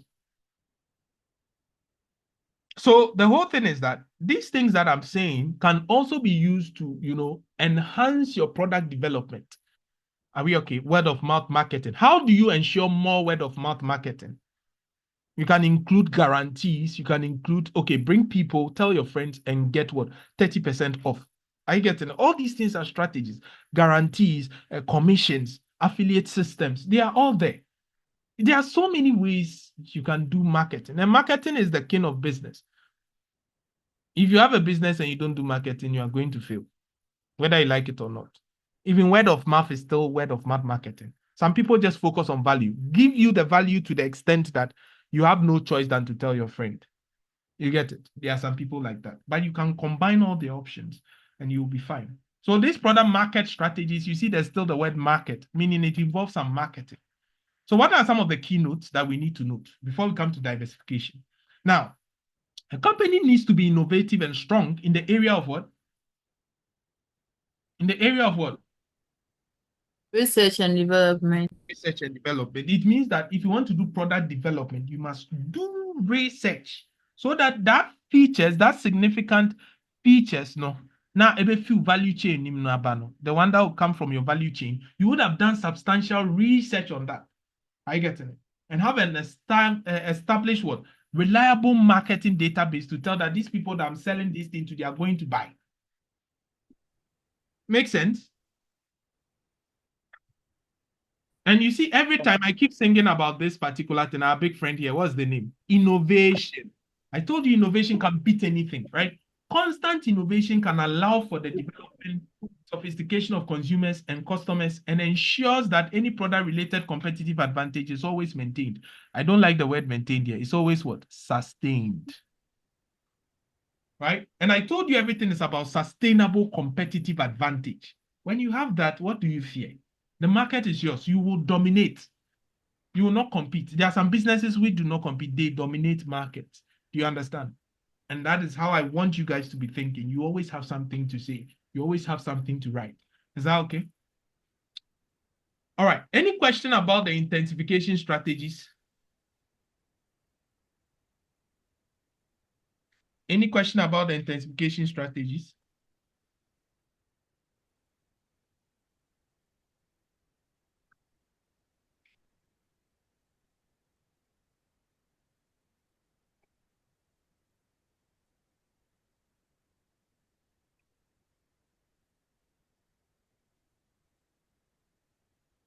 Oh, don't be some questions, no.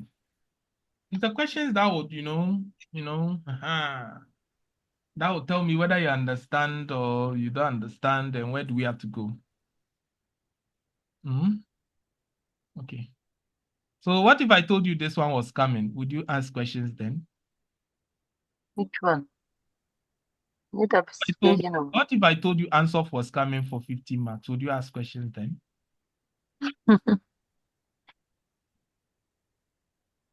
Would you ask questions then? You. All right. So diversification, the risky option. Why do you think diversification can be risky? So new area, new markets. Yes. New product, new market. What if you stand, No. you haven't No. tested a product before? You have just venturing into the unknown. So it could be heavy, right? The blow could be heavy if you do not plan well, right? That's the whole thing. So what's the approach? New products to new market. Now, what are some keynotes? Now, appropriate. I always tell you that look at when it is appropriate. That is what you look for in cases. Are you getting it? So you see, here you are looking at what? Saturation. If the market is saturated or when the products are reaching the end of their life cycle, then my brother, my sister, why are you still staying there when they are close to their life cycle? So diversification can spread risk by broadening the portfolio and lead towards synergy-based benefits, right? Allegedly. So why are we saying that? So if I'm nearing the end of my life cycle, I can diversify or even go into some sort of what? Acquisition. Maybe I can go and acquire my supplier from the raw material base to ease my cost, right? So that though my product is sinking in the decline stage, I can still reduce cost for people to buy. Let me show you something. Look at this company that manufactures shoes, right? Let's say it manufactures canned food. Let's see, canned food, right? Okay. And maybe the canned food industry is declining in that country, right? The canned food, people do not buy canned food now. They want to live healthy. So it's literally heading to the decline stage. So there are a lot of competitors, right? So look at what this company does. It goes back and goes to acquire the farm, the cattle farm that sells the corned beef, right? It goes to acquire the cattle farm, okay? Now it has done backward integration, which is a type of what related diversification. Now it goes back into the goes to acquire its raw material farmer, and then the farmer now provides this what raw material, which is the meat, at a very lower cost, right? Okay, so let's see the strategy that can beat declining market. Now look, every company in the market, though it's declining, people do not really like it that much. Does not mean there's no people who still buy corned beef. So let's say they still buy corned beef, but the average corned beef in the market there is, let's say, 50 cedis per can, right? Okay. Now, because you have been able to acquire your cattle farmer, you have brought your cost per unit, right? Your inbound logistics is efficient. You have been able to negotiate all these things, your operations and all that. I get it. So literally your inbound logistics has been what changed. You have modified your value chain to include inbound logistics, the farmer itself as part of the value system, right? We talked about these things some time back. Now, if at the end of the day, these operations now become efficient, you've included new things. Now, you are saying that the cost per unit is now, let's say, 10 cedis, and you want to sell your combi for 30 cedis. And there's no combi on the market that is sold for 30 cedis, but people already know about your product, that it used to be quality. Your mothers and your fathers used to take it, right? And now people say, hey, now do you know these people's combi for 30 cedis? Even in a declining market, tell me if you won't succeed.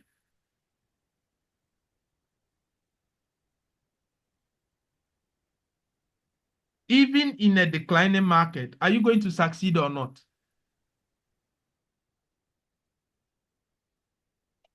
Succeed. You will succeed, right? Yes, because though people are running away, yours is still cheap and you will still get a fair share of those who are running away to your competitors. You get it? So these things, I mean, they are tactics. And we do them. I always do this in real life for clients. I get it. So I can always get something to tell you. I don't just read from book. Do you get it? That's why I try to tell you how they work. And you can apply it to your own business as well. All right.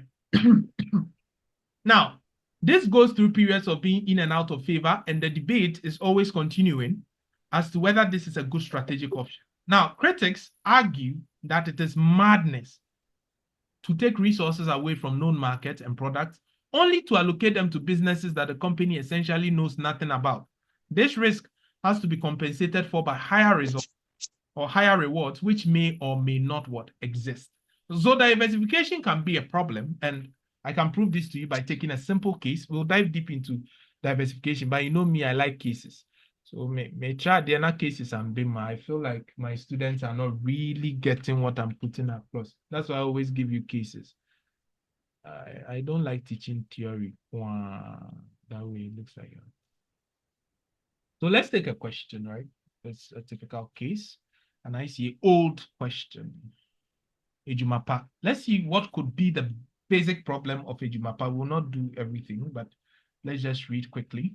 Now, Ejumapa generally thought of as a, and this is an actual case in Ghana. I mean, these are real cases. Now, Ejumapa generally thought of as a milk producer with the laughing cow. You know that laughing cow, those who know those old cheese. The laughing cow, right? Has gone through 3 significant transformations in recent years. Now, first of all, several years ago, managers decided to undertake a dramatic diversification strategy, right? Now, use the profits from the company's highly successful dairy business, okay? Ejumapa bought dozens and dozens of businesses, including everything from women's apparel business to a fertilizer company.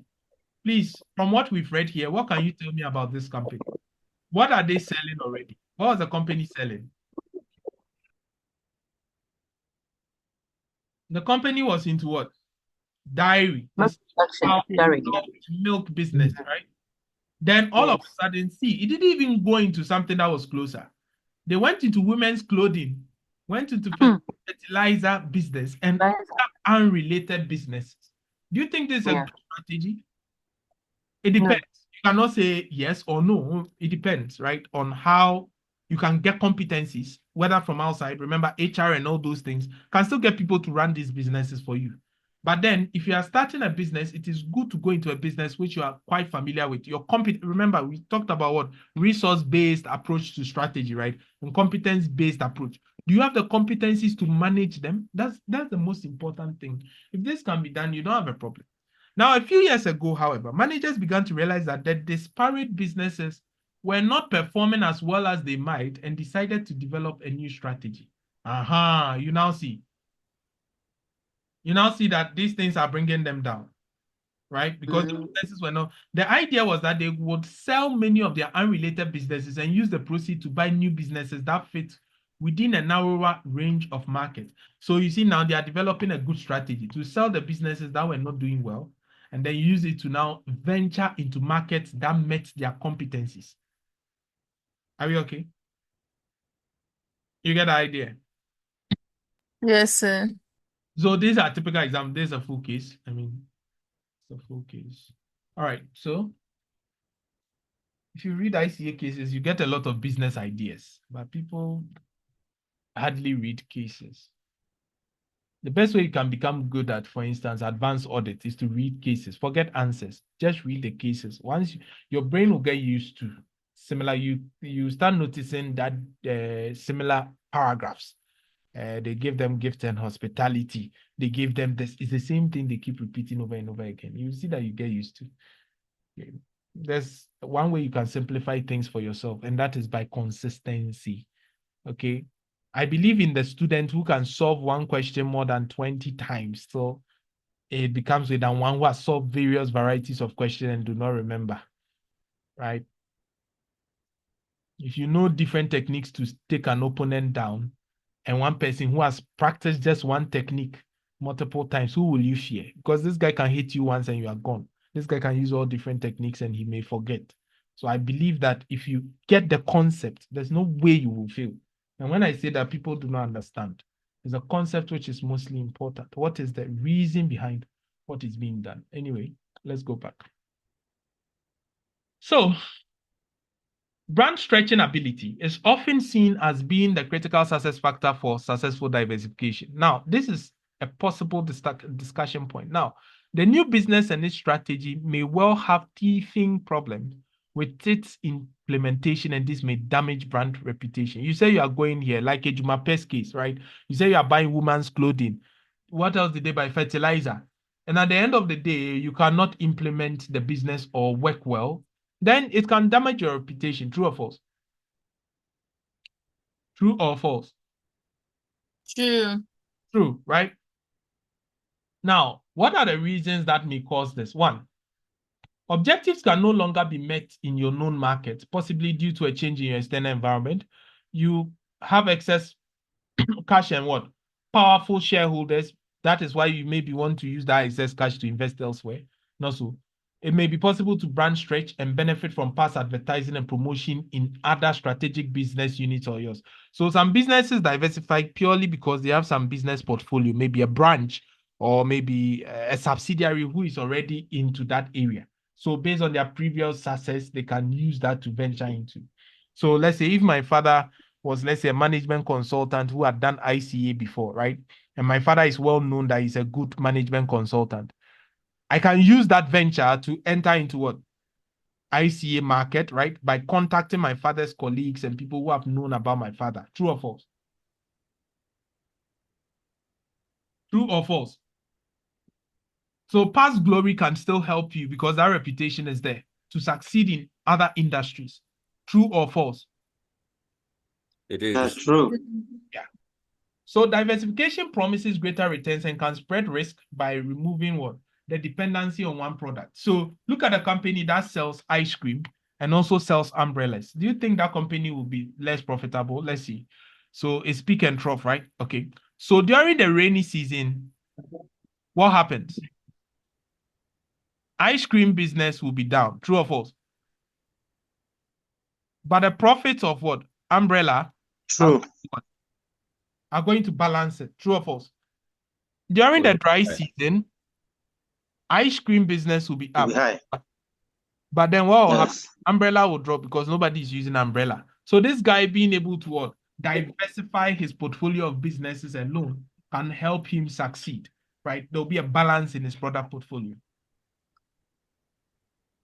Are we okay? So that is it. Okay, so that was about the Ansoff's matrix. Let's say some example. Let's use Kaplan, right? And other ones. So we have UK companies, US companies. Let's see.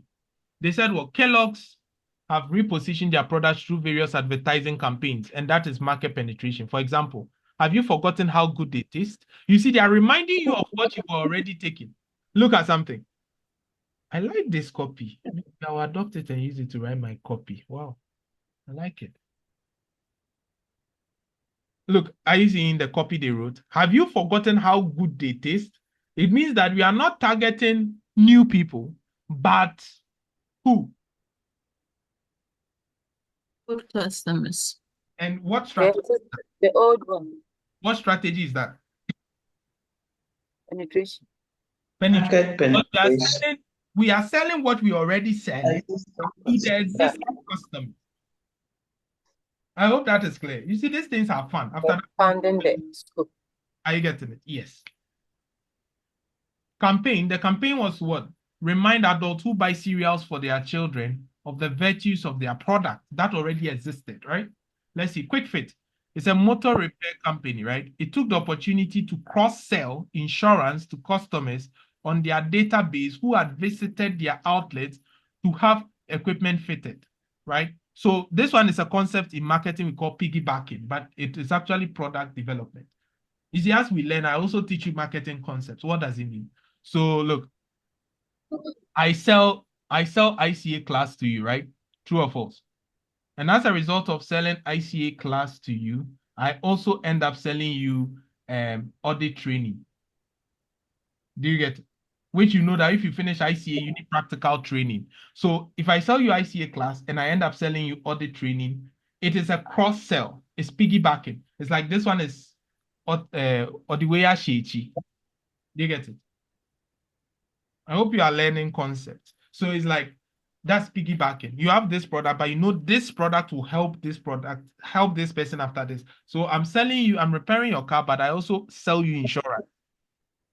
That means it's a win-win for you, right? And what we are doing is we are trying to bring a unique feature or we bring different varieties and we learn that with product development. Are you getting a better idea now? I believe these things, when you understand them deep enough, when you get a case, it's not that you are struggling. You don't even need me for pre-scene analysis. A true case study student will not need me for pre-scene because literally he can do everything because I've taught you all the techniques. Anyway, let's continue. Now let's see Kaplan. It says what? Kaplan now sell their ACCA courses in Eastern Europe and Asia, amongst other countries, rather than just their traditional UK market. Is that not market development?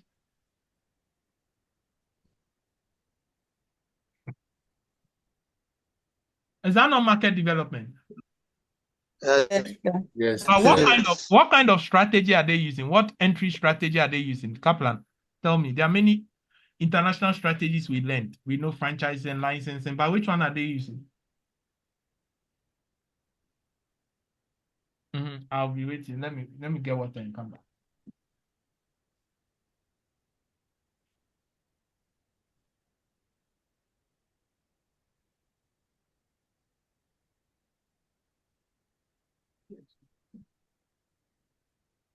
Export.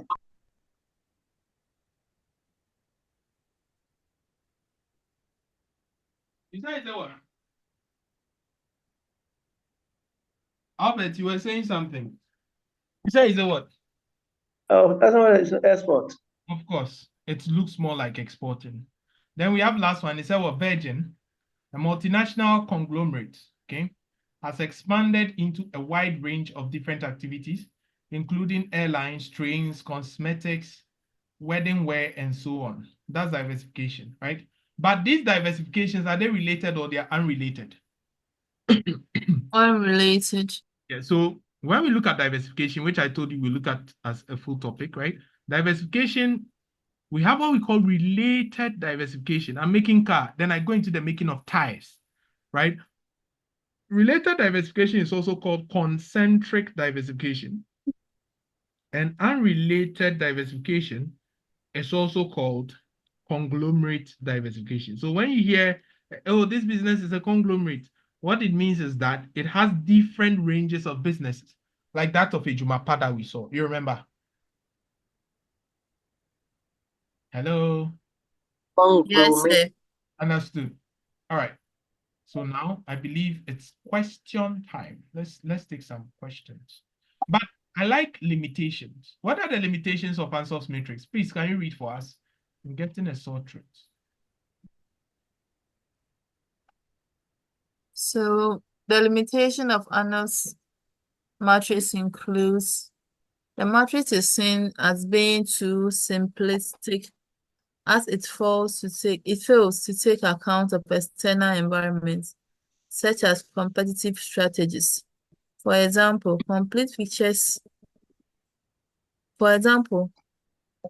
for a complete picture, it is essential that the organization undertakes detailed external analysis with, for example, SWOT, PESTLE, and 5 forces. Do you understand what they are saying?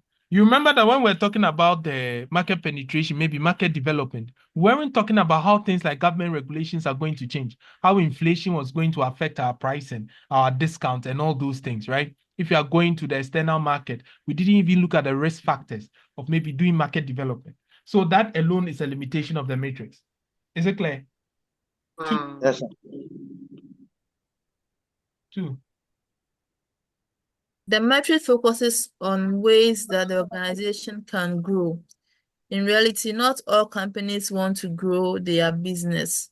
They may wish to simply defend their current position or maybe focus on survival. Is it true? Yeah. Give me an example then. You say, yeah. No, a company that does not want to create business. Give me an example.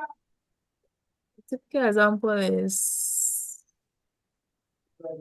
maybe I'm selling something in Akosombo that this Andrew what I don't want to move anywhere. I just want to be in Akosombo better. I want to do better just in Akosombo. I just want to prevent nobody should enter into Akosombo to do the same business with me. Okay. Okay. It's just like my company example, we were producing electricity. We're just protecting ourselves. We didn't want to go out of the boundaries. And we have a competitor going to build its plant just close to the mines, and it became a problem for us. Okay. So we don't want to expand. We just want to protect our wherever we are. So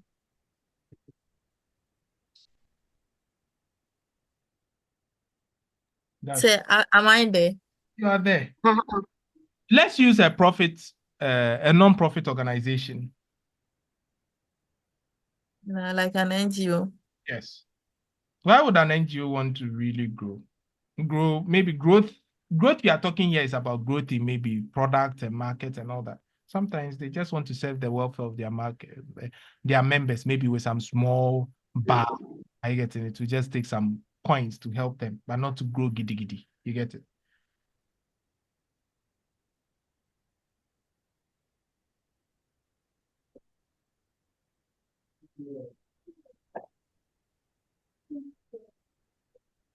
So should we continue?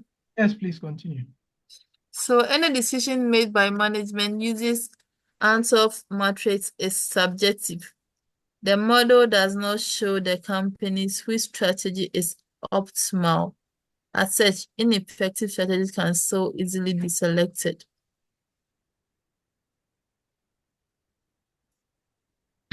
Yes, of course. This one is straightforward. Do you need explanation?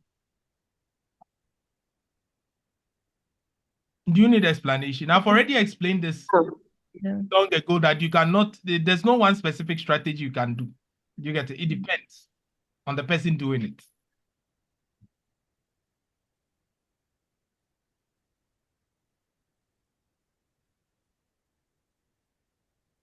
So test your understanding. 4. Let's see. Consider the following diagram.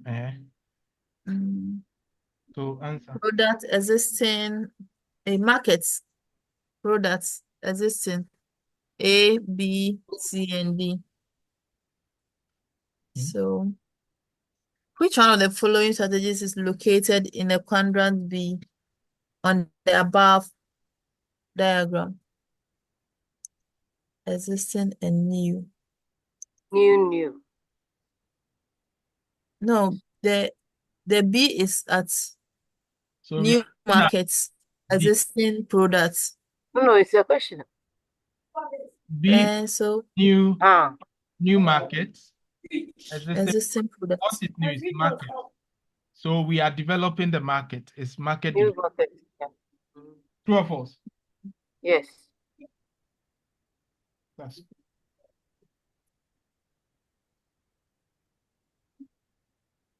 Okay.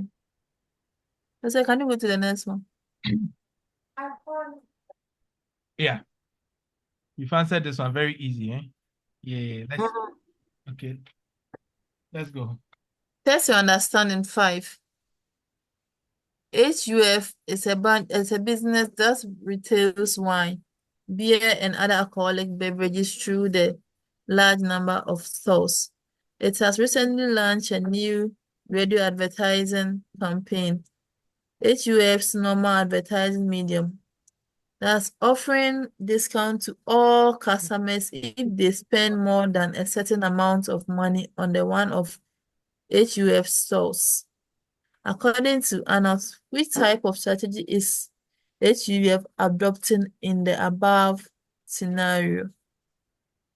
The questions are for you. Question. Market penetration. Let's see. It says what?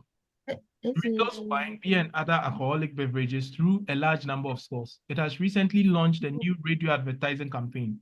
Okay, it's normal advertising medium, offering discount to all customers if they spend more than a certain amount of money in one of the stores. According to Ansoff, which one is being adopted? So it's Market penetration. penetration. Market Market Same penetration. old Why products. why market penetration? Yeah, so the reason being that one, they are coming up with adverts to let people know. So from their case, they're saying that they have launched a new radio advert campaign. Earlier they were not doing it. They were doing a normal advert, but now aggressive marketing is a strategy they want to go. They are running discount to all customers. So from here you can see that it's a market penetration Yes. And second, it's the same old product they are selling. They that they are selling. didn't Yes, bring any new yeah, products. same product, the same existing market, the same product. But I want to get new. Okay. I'll take it. I'll take it. Yeah, Mhm. I'll take it. All right. So I believe everybody got it right. Let's increase the complexity. Let's yes. That's your understanding, sis. Integration question. ESSO is a successful oil company. It has run a price watch campaign to ensure its fuels are priced at a similar level to supermarkets and other competitors. It has expanded its range of products available at Esso Mini Market to include groceries and household goods. It has signed agreement with China to sell fuel there, and it's contemplating acquisition of engineering and textile companies. Categorize this action using Ansoff metrics. Explain your choice. That is it. Unrelated. complexity. No, This one is diversification. Yeah, and unrelated. you have to take your time. I told you a company can pursue all of them, can pursue some of them. You cannot necessarily take diversification when it has moved from where it is to China, market development, Murefi. So take your time. You get it? One step at a time. Yes, it included other Yes, household goods and Agreement with China to sell fuel. yes. So the that China one developed the market, market. which is the main thing. Then it expanded its range of products, right? Available. Yeah.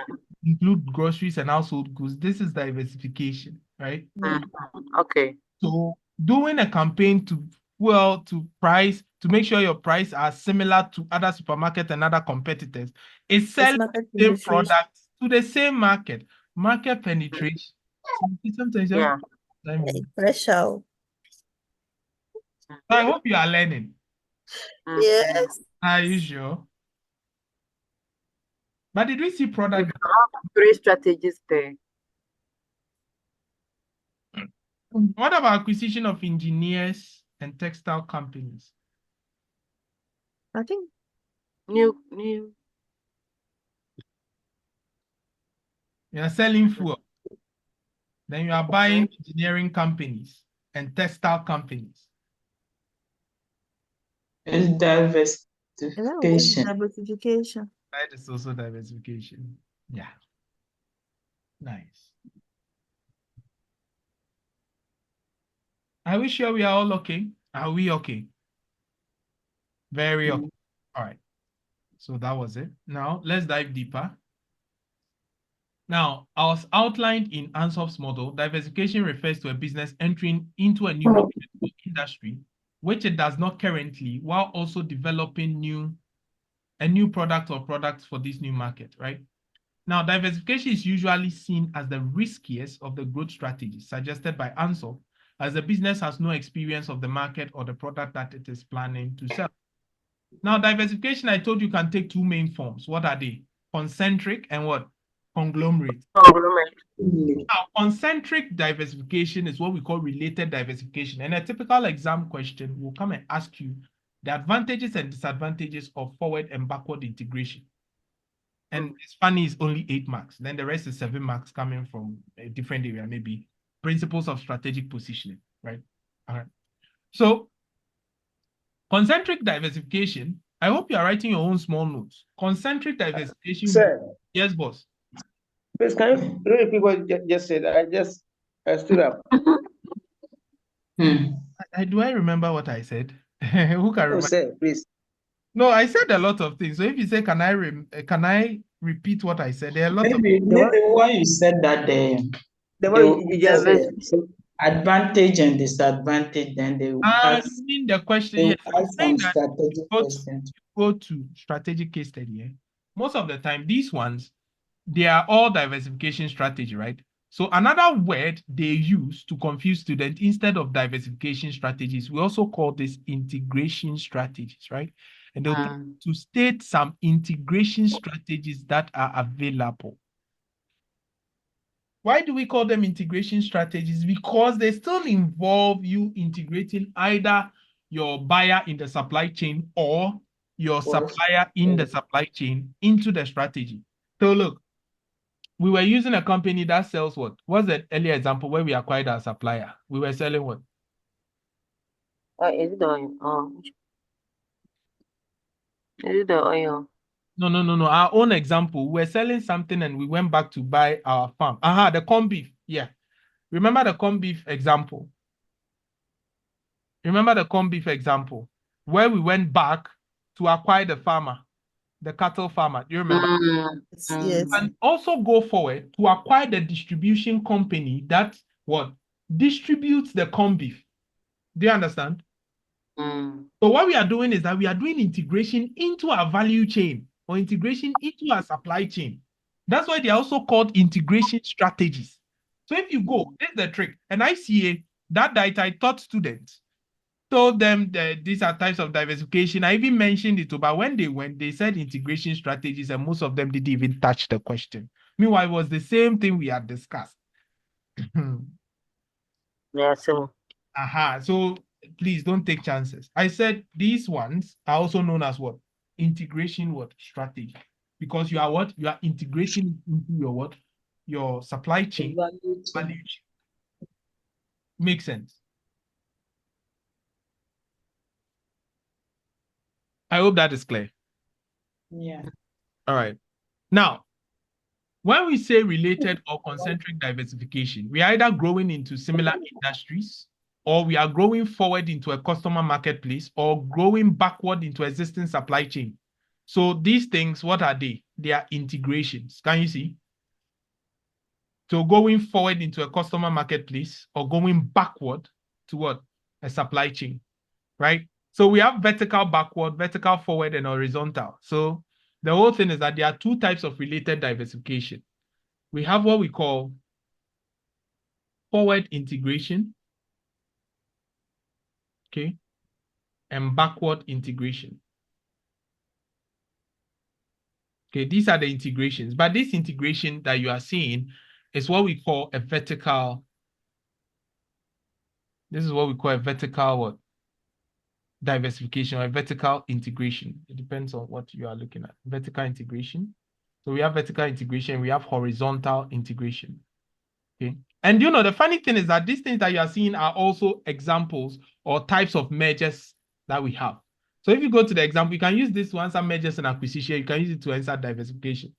Because mergers, these ones are also mergers, right? You remember that you acquired a supplier or you merge with your supplier and all that. So horizontal means you are at the same level. You merging with a competitor, right? Airtel Tigo. This is a horizontal what? Integration. Vertical integration, we have two types. Why do we call it vertical? Because it's like that. We are not at the same level, right? Maybe this is the supplier. This is you, the company, right? This is the customer. So if I go forward to acquire my customer, what kind of vertical integration is that?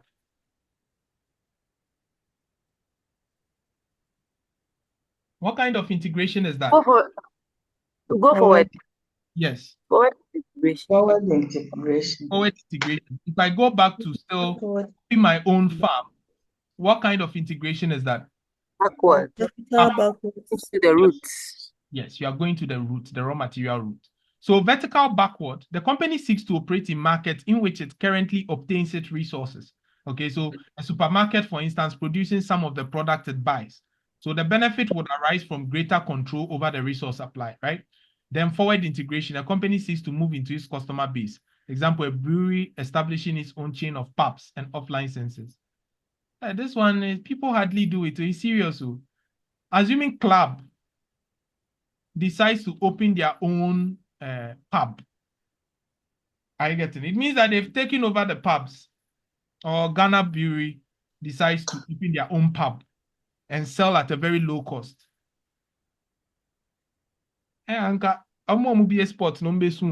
Because those guys supply you people and they decide to go into it. I mean, they can sell one Coca-Cola for as low as 2 cedi or even 1 cedi. And then you are selling it for maybe 10 cedi. Everybody will rush here to their pubs. I think they shouldn't try that strategy. They'll kill Ghanaians.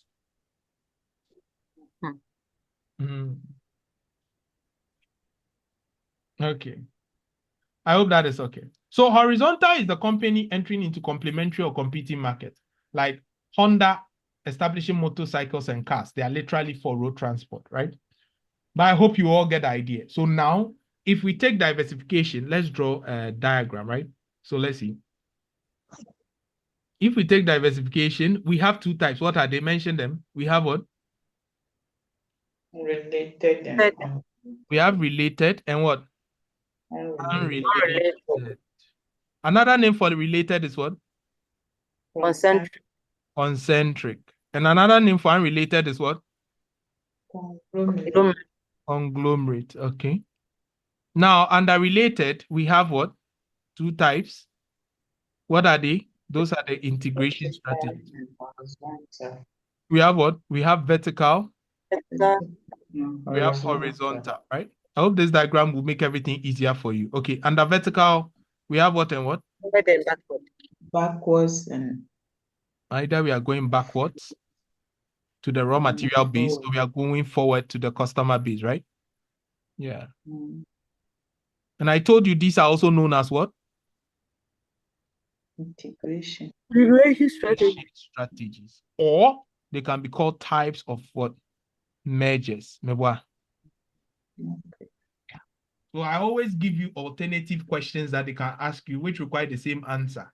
So have you put the diagram down so that we move? You see, Ansoff is very broad. People only look at the shallow part of Ansoff. Ansoff has every strategy you can think about. You see the same Ansoff. We saw the EPRG inside. We saw international strategies inside. We saw the 4 P's of marketing inside. You see the generic strategies inside.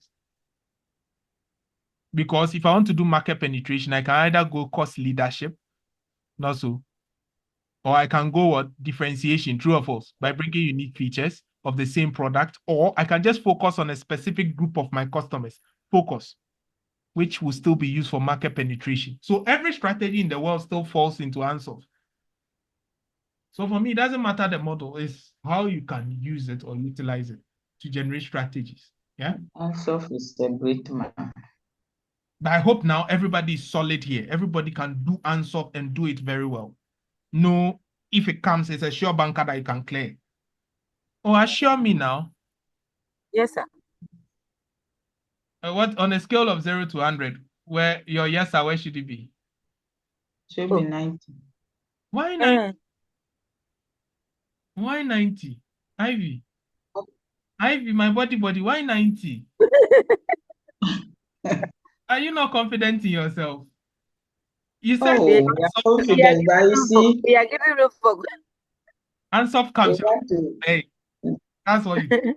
So I said on a scale of 0 to 100, where will it be? Okay, then 99.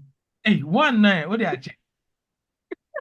And maybe some small mistake will come in. No mistake.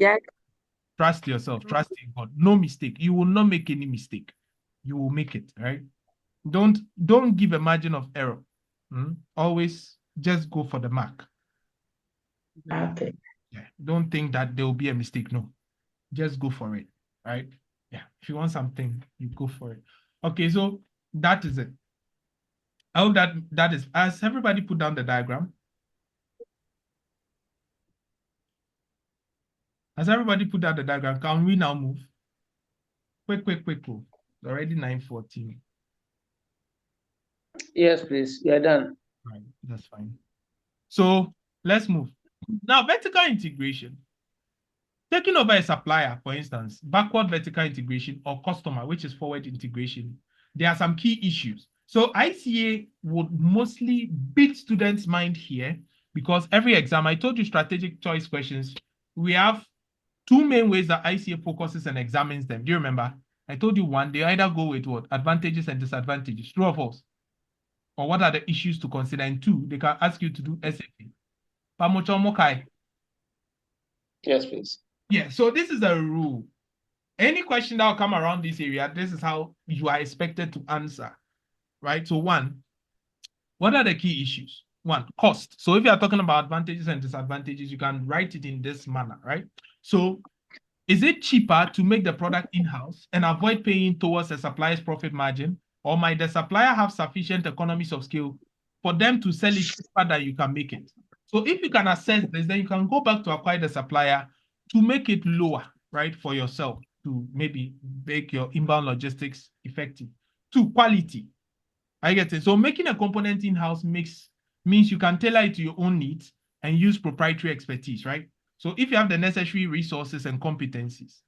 So why would I go and give my goods to a distribution company that will take time to distribute when I can create my own distribution company? We saw this when we're looking at what? Alpha mineral water. You remember? Who remembers Alpha mineral water? The case we use for the five forces and the pestle. And then they said the company is Yes, into please. water, and then there were some distributors who also went into the what? Distributors who went into what? The making of what? Of bottled water and pure water. So what were they doing? What kind of integration is this? What kind of integration is this?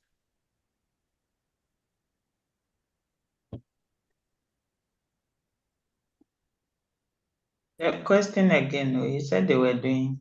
So sachet water manufacturer, right? A sachet water manufacturer usually sells water to distributors, right? Then the distributors sell to what? The retailers who sell in the stores, right? Then the retailers also sell to customers.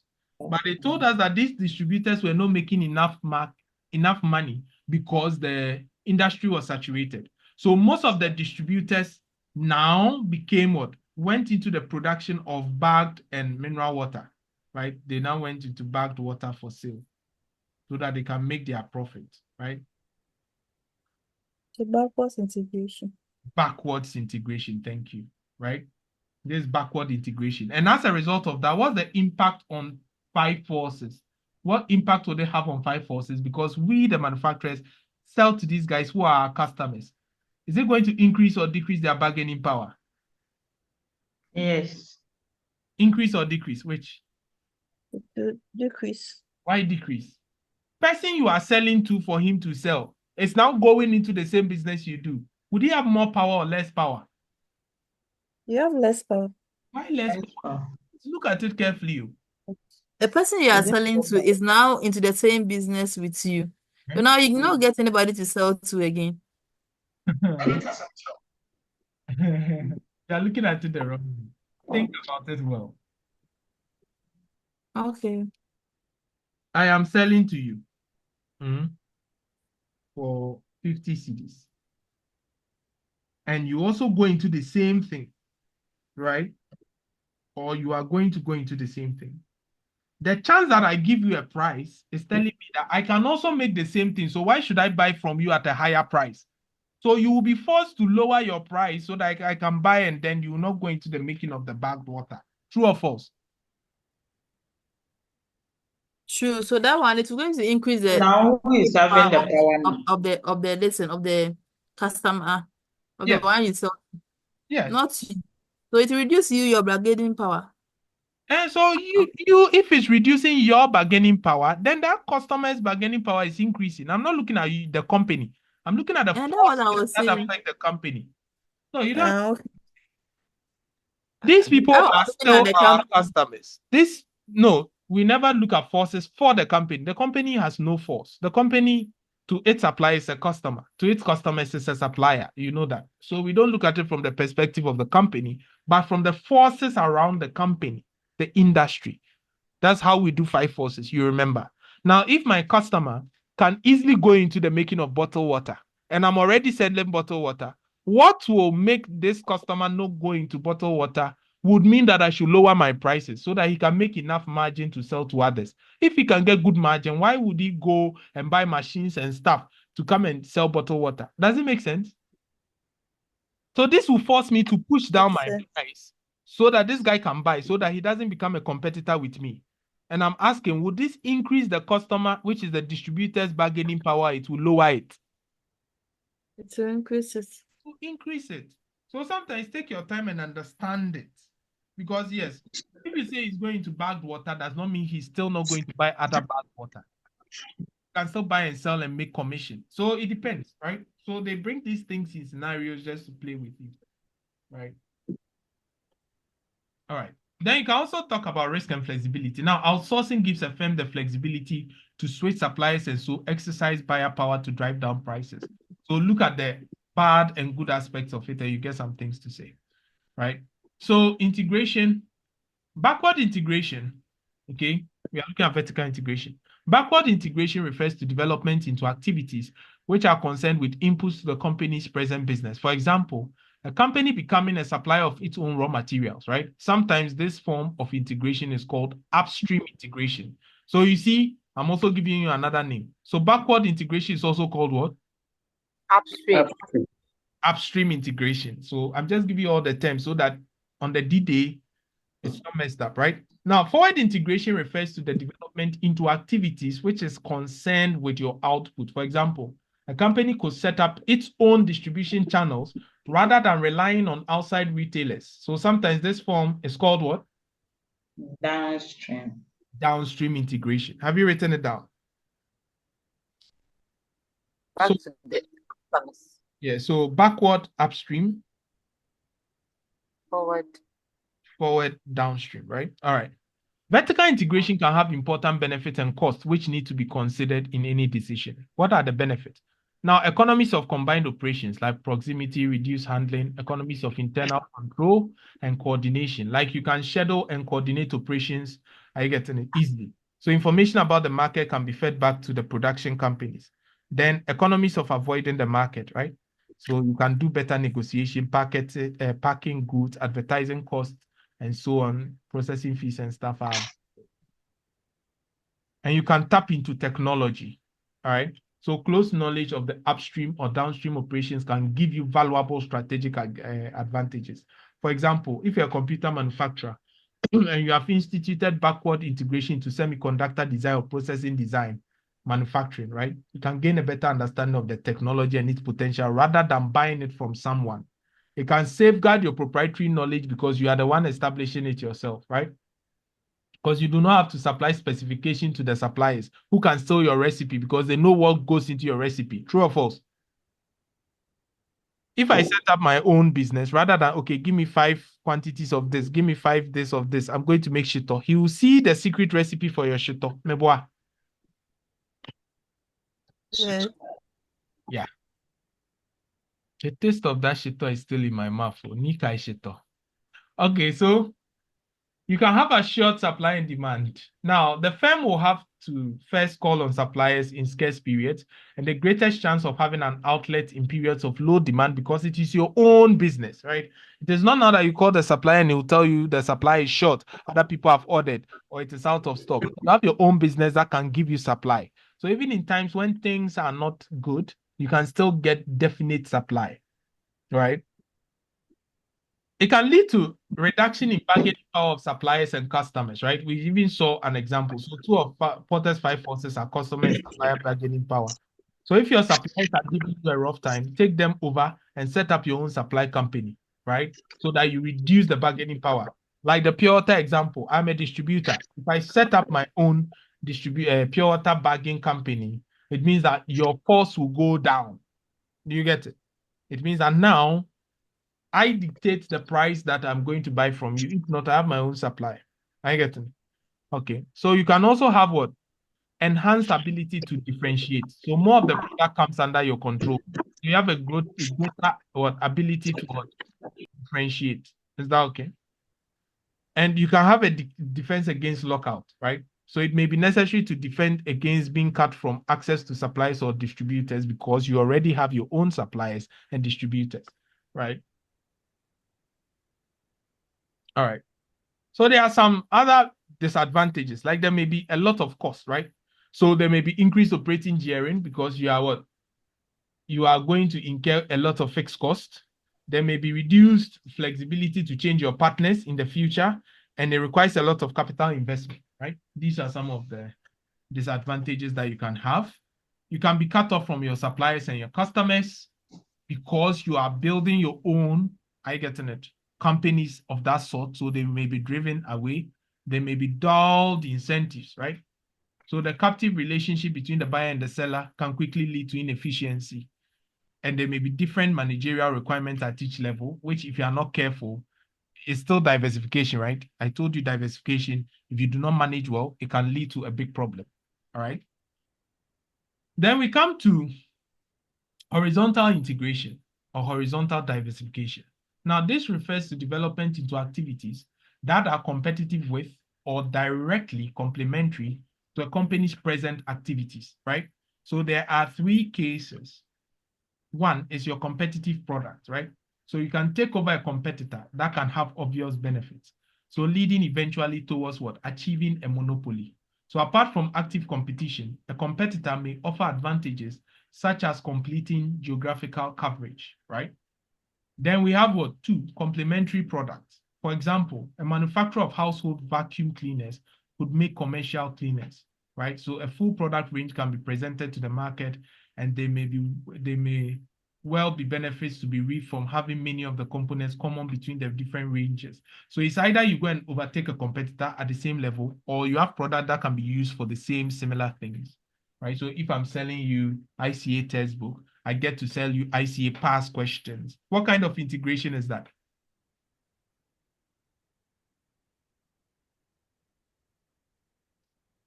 Yes.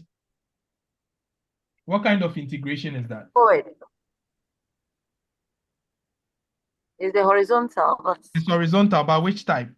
Am I into forward. competitive products, complementary, or by? The same products. Textbook and then past questions. Yeah, so they are complementary, right? Yeah. Then we have byproducts. For instance, a butter manufacturer discovering increased demand for skim milk. So we saw that with Ideal and Cowbell and the rest, right? So generally, income from byproducts is a windfall. So any you get is counted. I get it at initially as a bonus.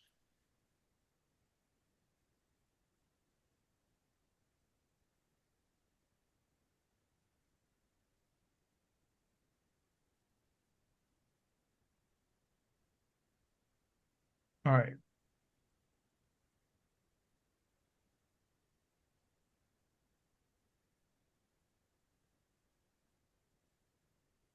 Are we okay? So now we can go to unrelated diversification. Now, this type occurs when a business expands into completely new markets or industries which the business currently shares no common ground.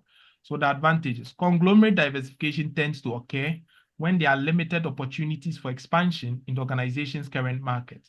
So the only way for such a business to grow may be through unrelated diversification, right?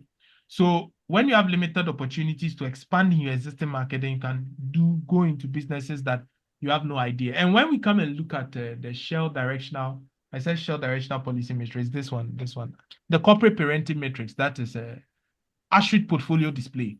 That one, I'll not look at it now. I'll look at it, I believe, next week, right? Next week, we'll look at particular matrices. I'll not look at all, but I'll share videos on all the matrices. I'll share BCG. I'll share, what do we call it? All those things. I'll share how to deal with portfolio, all of them. Then you just go through, then we take a question. I have a lot of cases on those things. Now, it provides an opportunity for return if there is nothing else to do with the resources. Now, the company may need to be seen as an aggressive organization and may embark on this course of action in order to appease powerful stakeholder groups, right? So the fact that the organization is operating in a range of different markets reduces the overall risk. It is unlikely that all of the market that the organization operates within will enter decline at the same time, reducing the variability of returns, right? So the advantage is that sometimes the benefit of, what do we call it? Ice cream and umbrella will help you.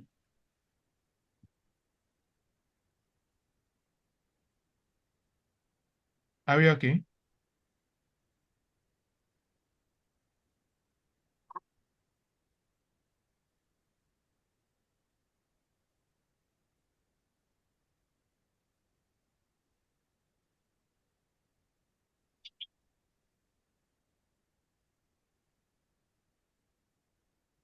Is that okay?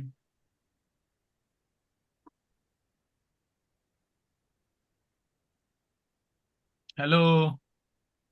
Yeah. Yeah, so even unrelated markets may also have what? Some synergies with each other, which could reduce the overall cost of the organization. What are the disadvantages? So sometimes there are significantly more risk, right, for the organization if they adopt this strategy as they are launching a new and proven product into a market that they have little experience or knowledge of. So this significantly increases the chances of failure. Now, this can be eliminated to a degree by acquiring an existing business in the new target market, thereby acquiring the industry knowledge required as well. Now, for many larger organizations, there will be little gain to shareholders because shareholders are already likely to hold a diverse portfolio of investment, meaning that they have already diversified away much of their risk. So you going into different business does not really add anything to them, right? Now, attempting to operate in new industries may mean that management will lose focus on the core markets that the company currently operates within, and this could lead to reduced returns for the organization as a whole.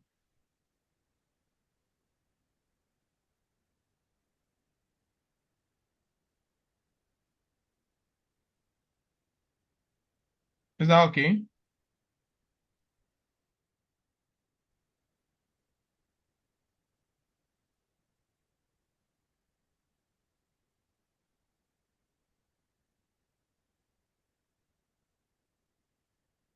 Is that okay?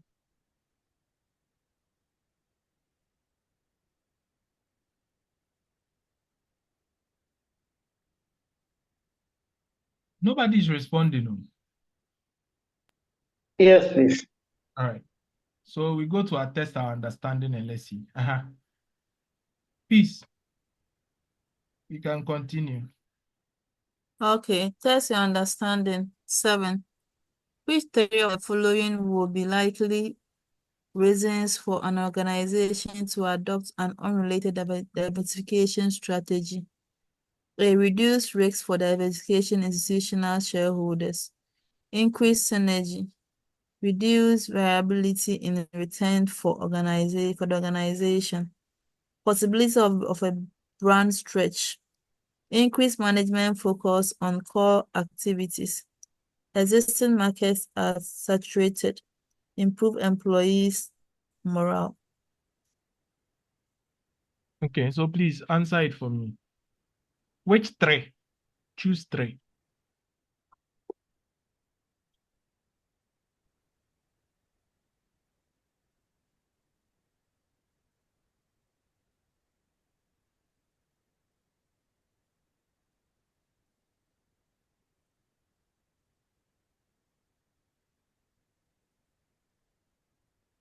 I think increase synergy. 1.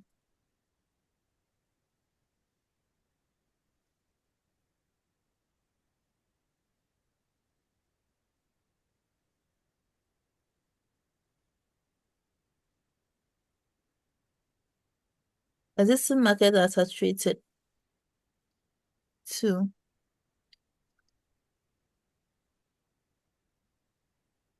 You can consider A as well.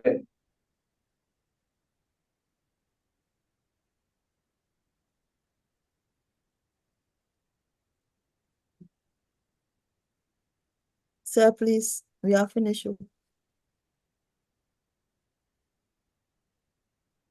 So we chose reduce risks for diversification institutional shareholders. Then we chose increased synergies.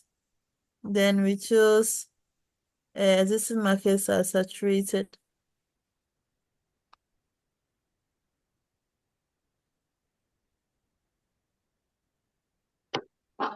Sir, please, are you there?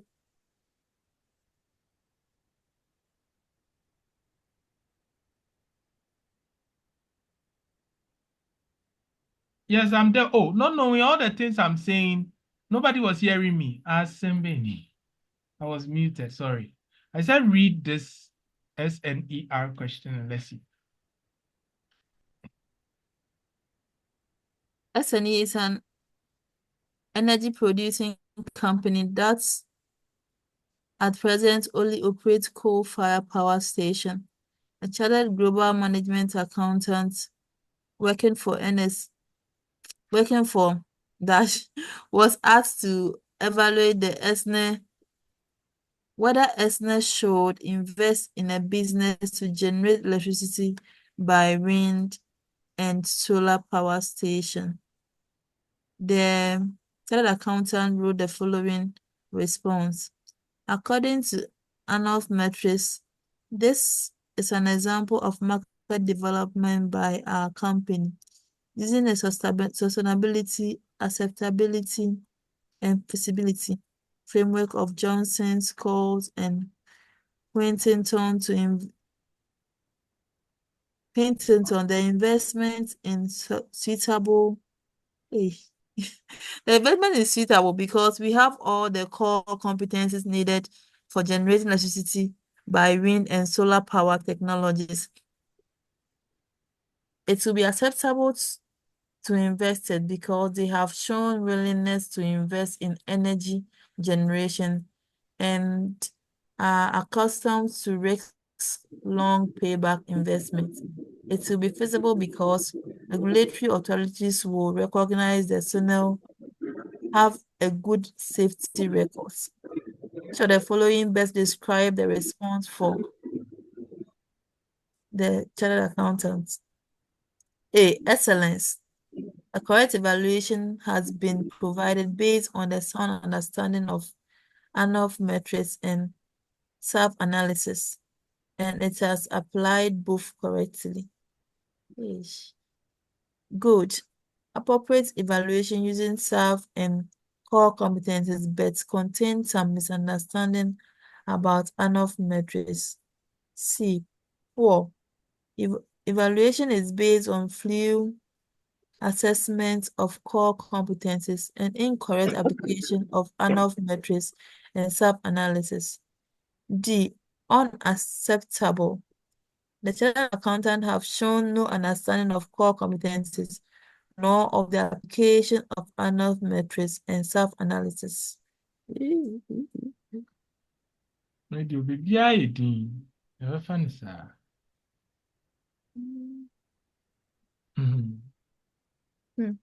Come in. But the whole thing is, when it comes to Ansoff, questions can come from any part of the matrix. And are you really ready to deal with any part of the matrix? Can you answer questions from any part of the matrix? That's my question. If you can do that, then you are good to. I believe now you know all the different strategies under Ansoff. And you know how to deal with them. I'm trying to open a document and it's taking time. That's why I opened that SEMA practice kit. Very good. Let's see. Let's go to strategic options and choice. 36. 36.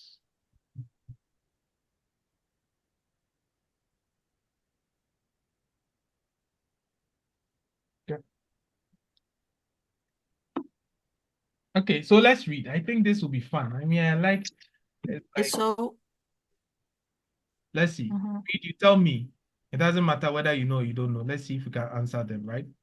I don't want to look at 5, 4, 6. Job is a business which makes and sells laptop computers in country F. In recent years, it has been struggling to compete with its rivals and has seen significant fall in the market share. Job managers have decided to select a new business strategy based on Porter's generic strategic model.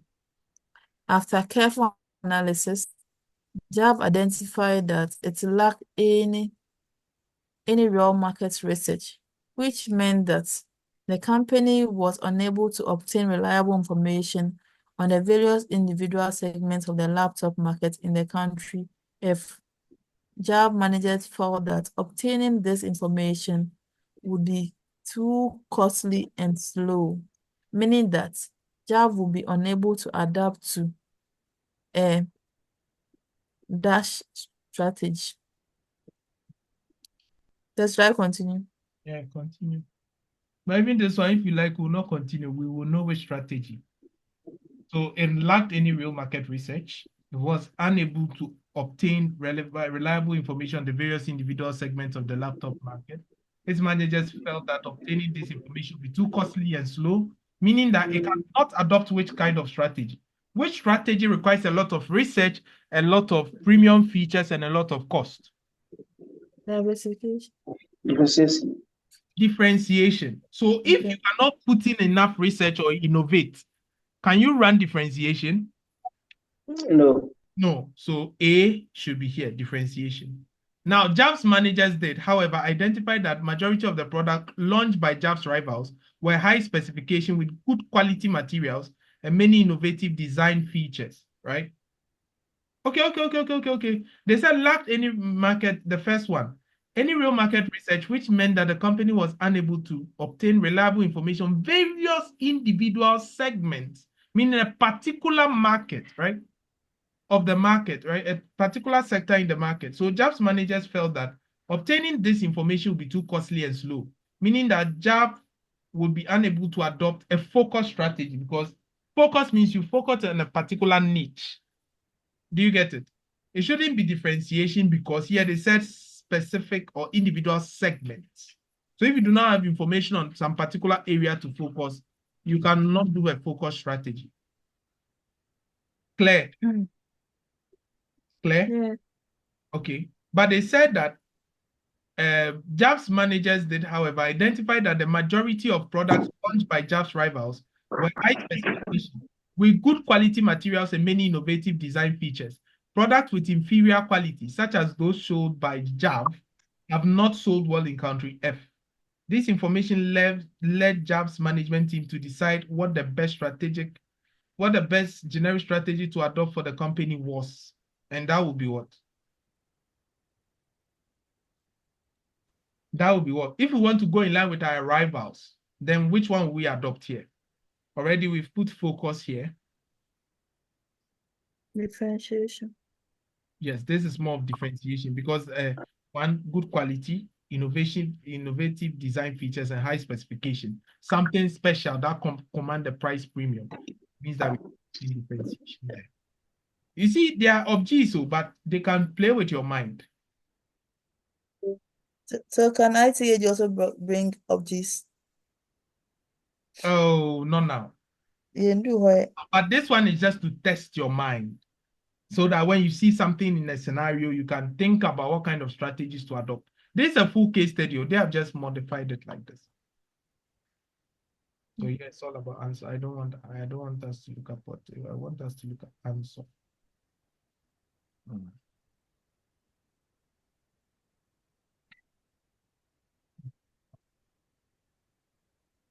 This question, we have done it, right?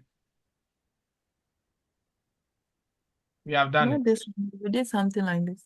Yes, the very first question. Okay. HUT. We saw something similar, right? Sells board games, including one known as Houseopoly. Houseopoly was once one of the most popular board games that Hut sold, but it has recently entered a period of decline. Hut has therefore updated the packaging of the board game, as well as slightly reducing the selling price. Hey, my people, I know this one is easy. Oh, quickly, then we go. No, it's market penetration. Do you all agree it's market penetration? Do we all agree it's market penetration? We reduce our price more and we change the package, meaning that we are still selling to our existing customers, right? Yes. At the same product, market penetration, understood by everyone. So let's see. It says what? Ma sells clothing, house, homewares, and food through a large number of city center high street stores across country U. It does not currently have an online presence. It has recently initiated a number of different strategies, and it wishes to categorize them using Ansoff's matrix. Right? Consider the list and match them. So let's see. Let's clarify. Ma has started selling selected food products in motorway service stations across country U. B. Ma has launched a major new advertising campaign for its current clothes ranges under the slogan Ma for All. Ma is piloting settling domestic electricals through existing retail stores. Ma has considered selling selected banking services on the internet. What was she selling in the first place? Okay. Clothing, homewares, and food. Yeah. Have online presence. Yes, so this 4. You tell me, then you go. So the A will go for market development. Okay. Selling selected food products in motorway service stations across country U. You said A is market development, eh? Okay. Yes. I want a different person to try another one. I think people are sleeping. You need Hey, no. So you know, I told you from our previous meeting that now our lectures will be long, as usual. 10 is when we close, right? But we have what? Market development for A. A new advertising campaign for its current clothes, mark for all, market penetration, right? Mhm. Then we have Piloting what? of domestic Domestic electricals. It wasn't selling electricals, right? diversification Diversification. Then selected banking services, new products. in the internet. All right. So I believe today's lecture was not bad. May the Lord be with you. Amen.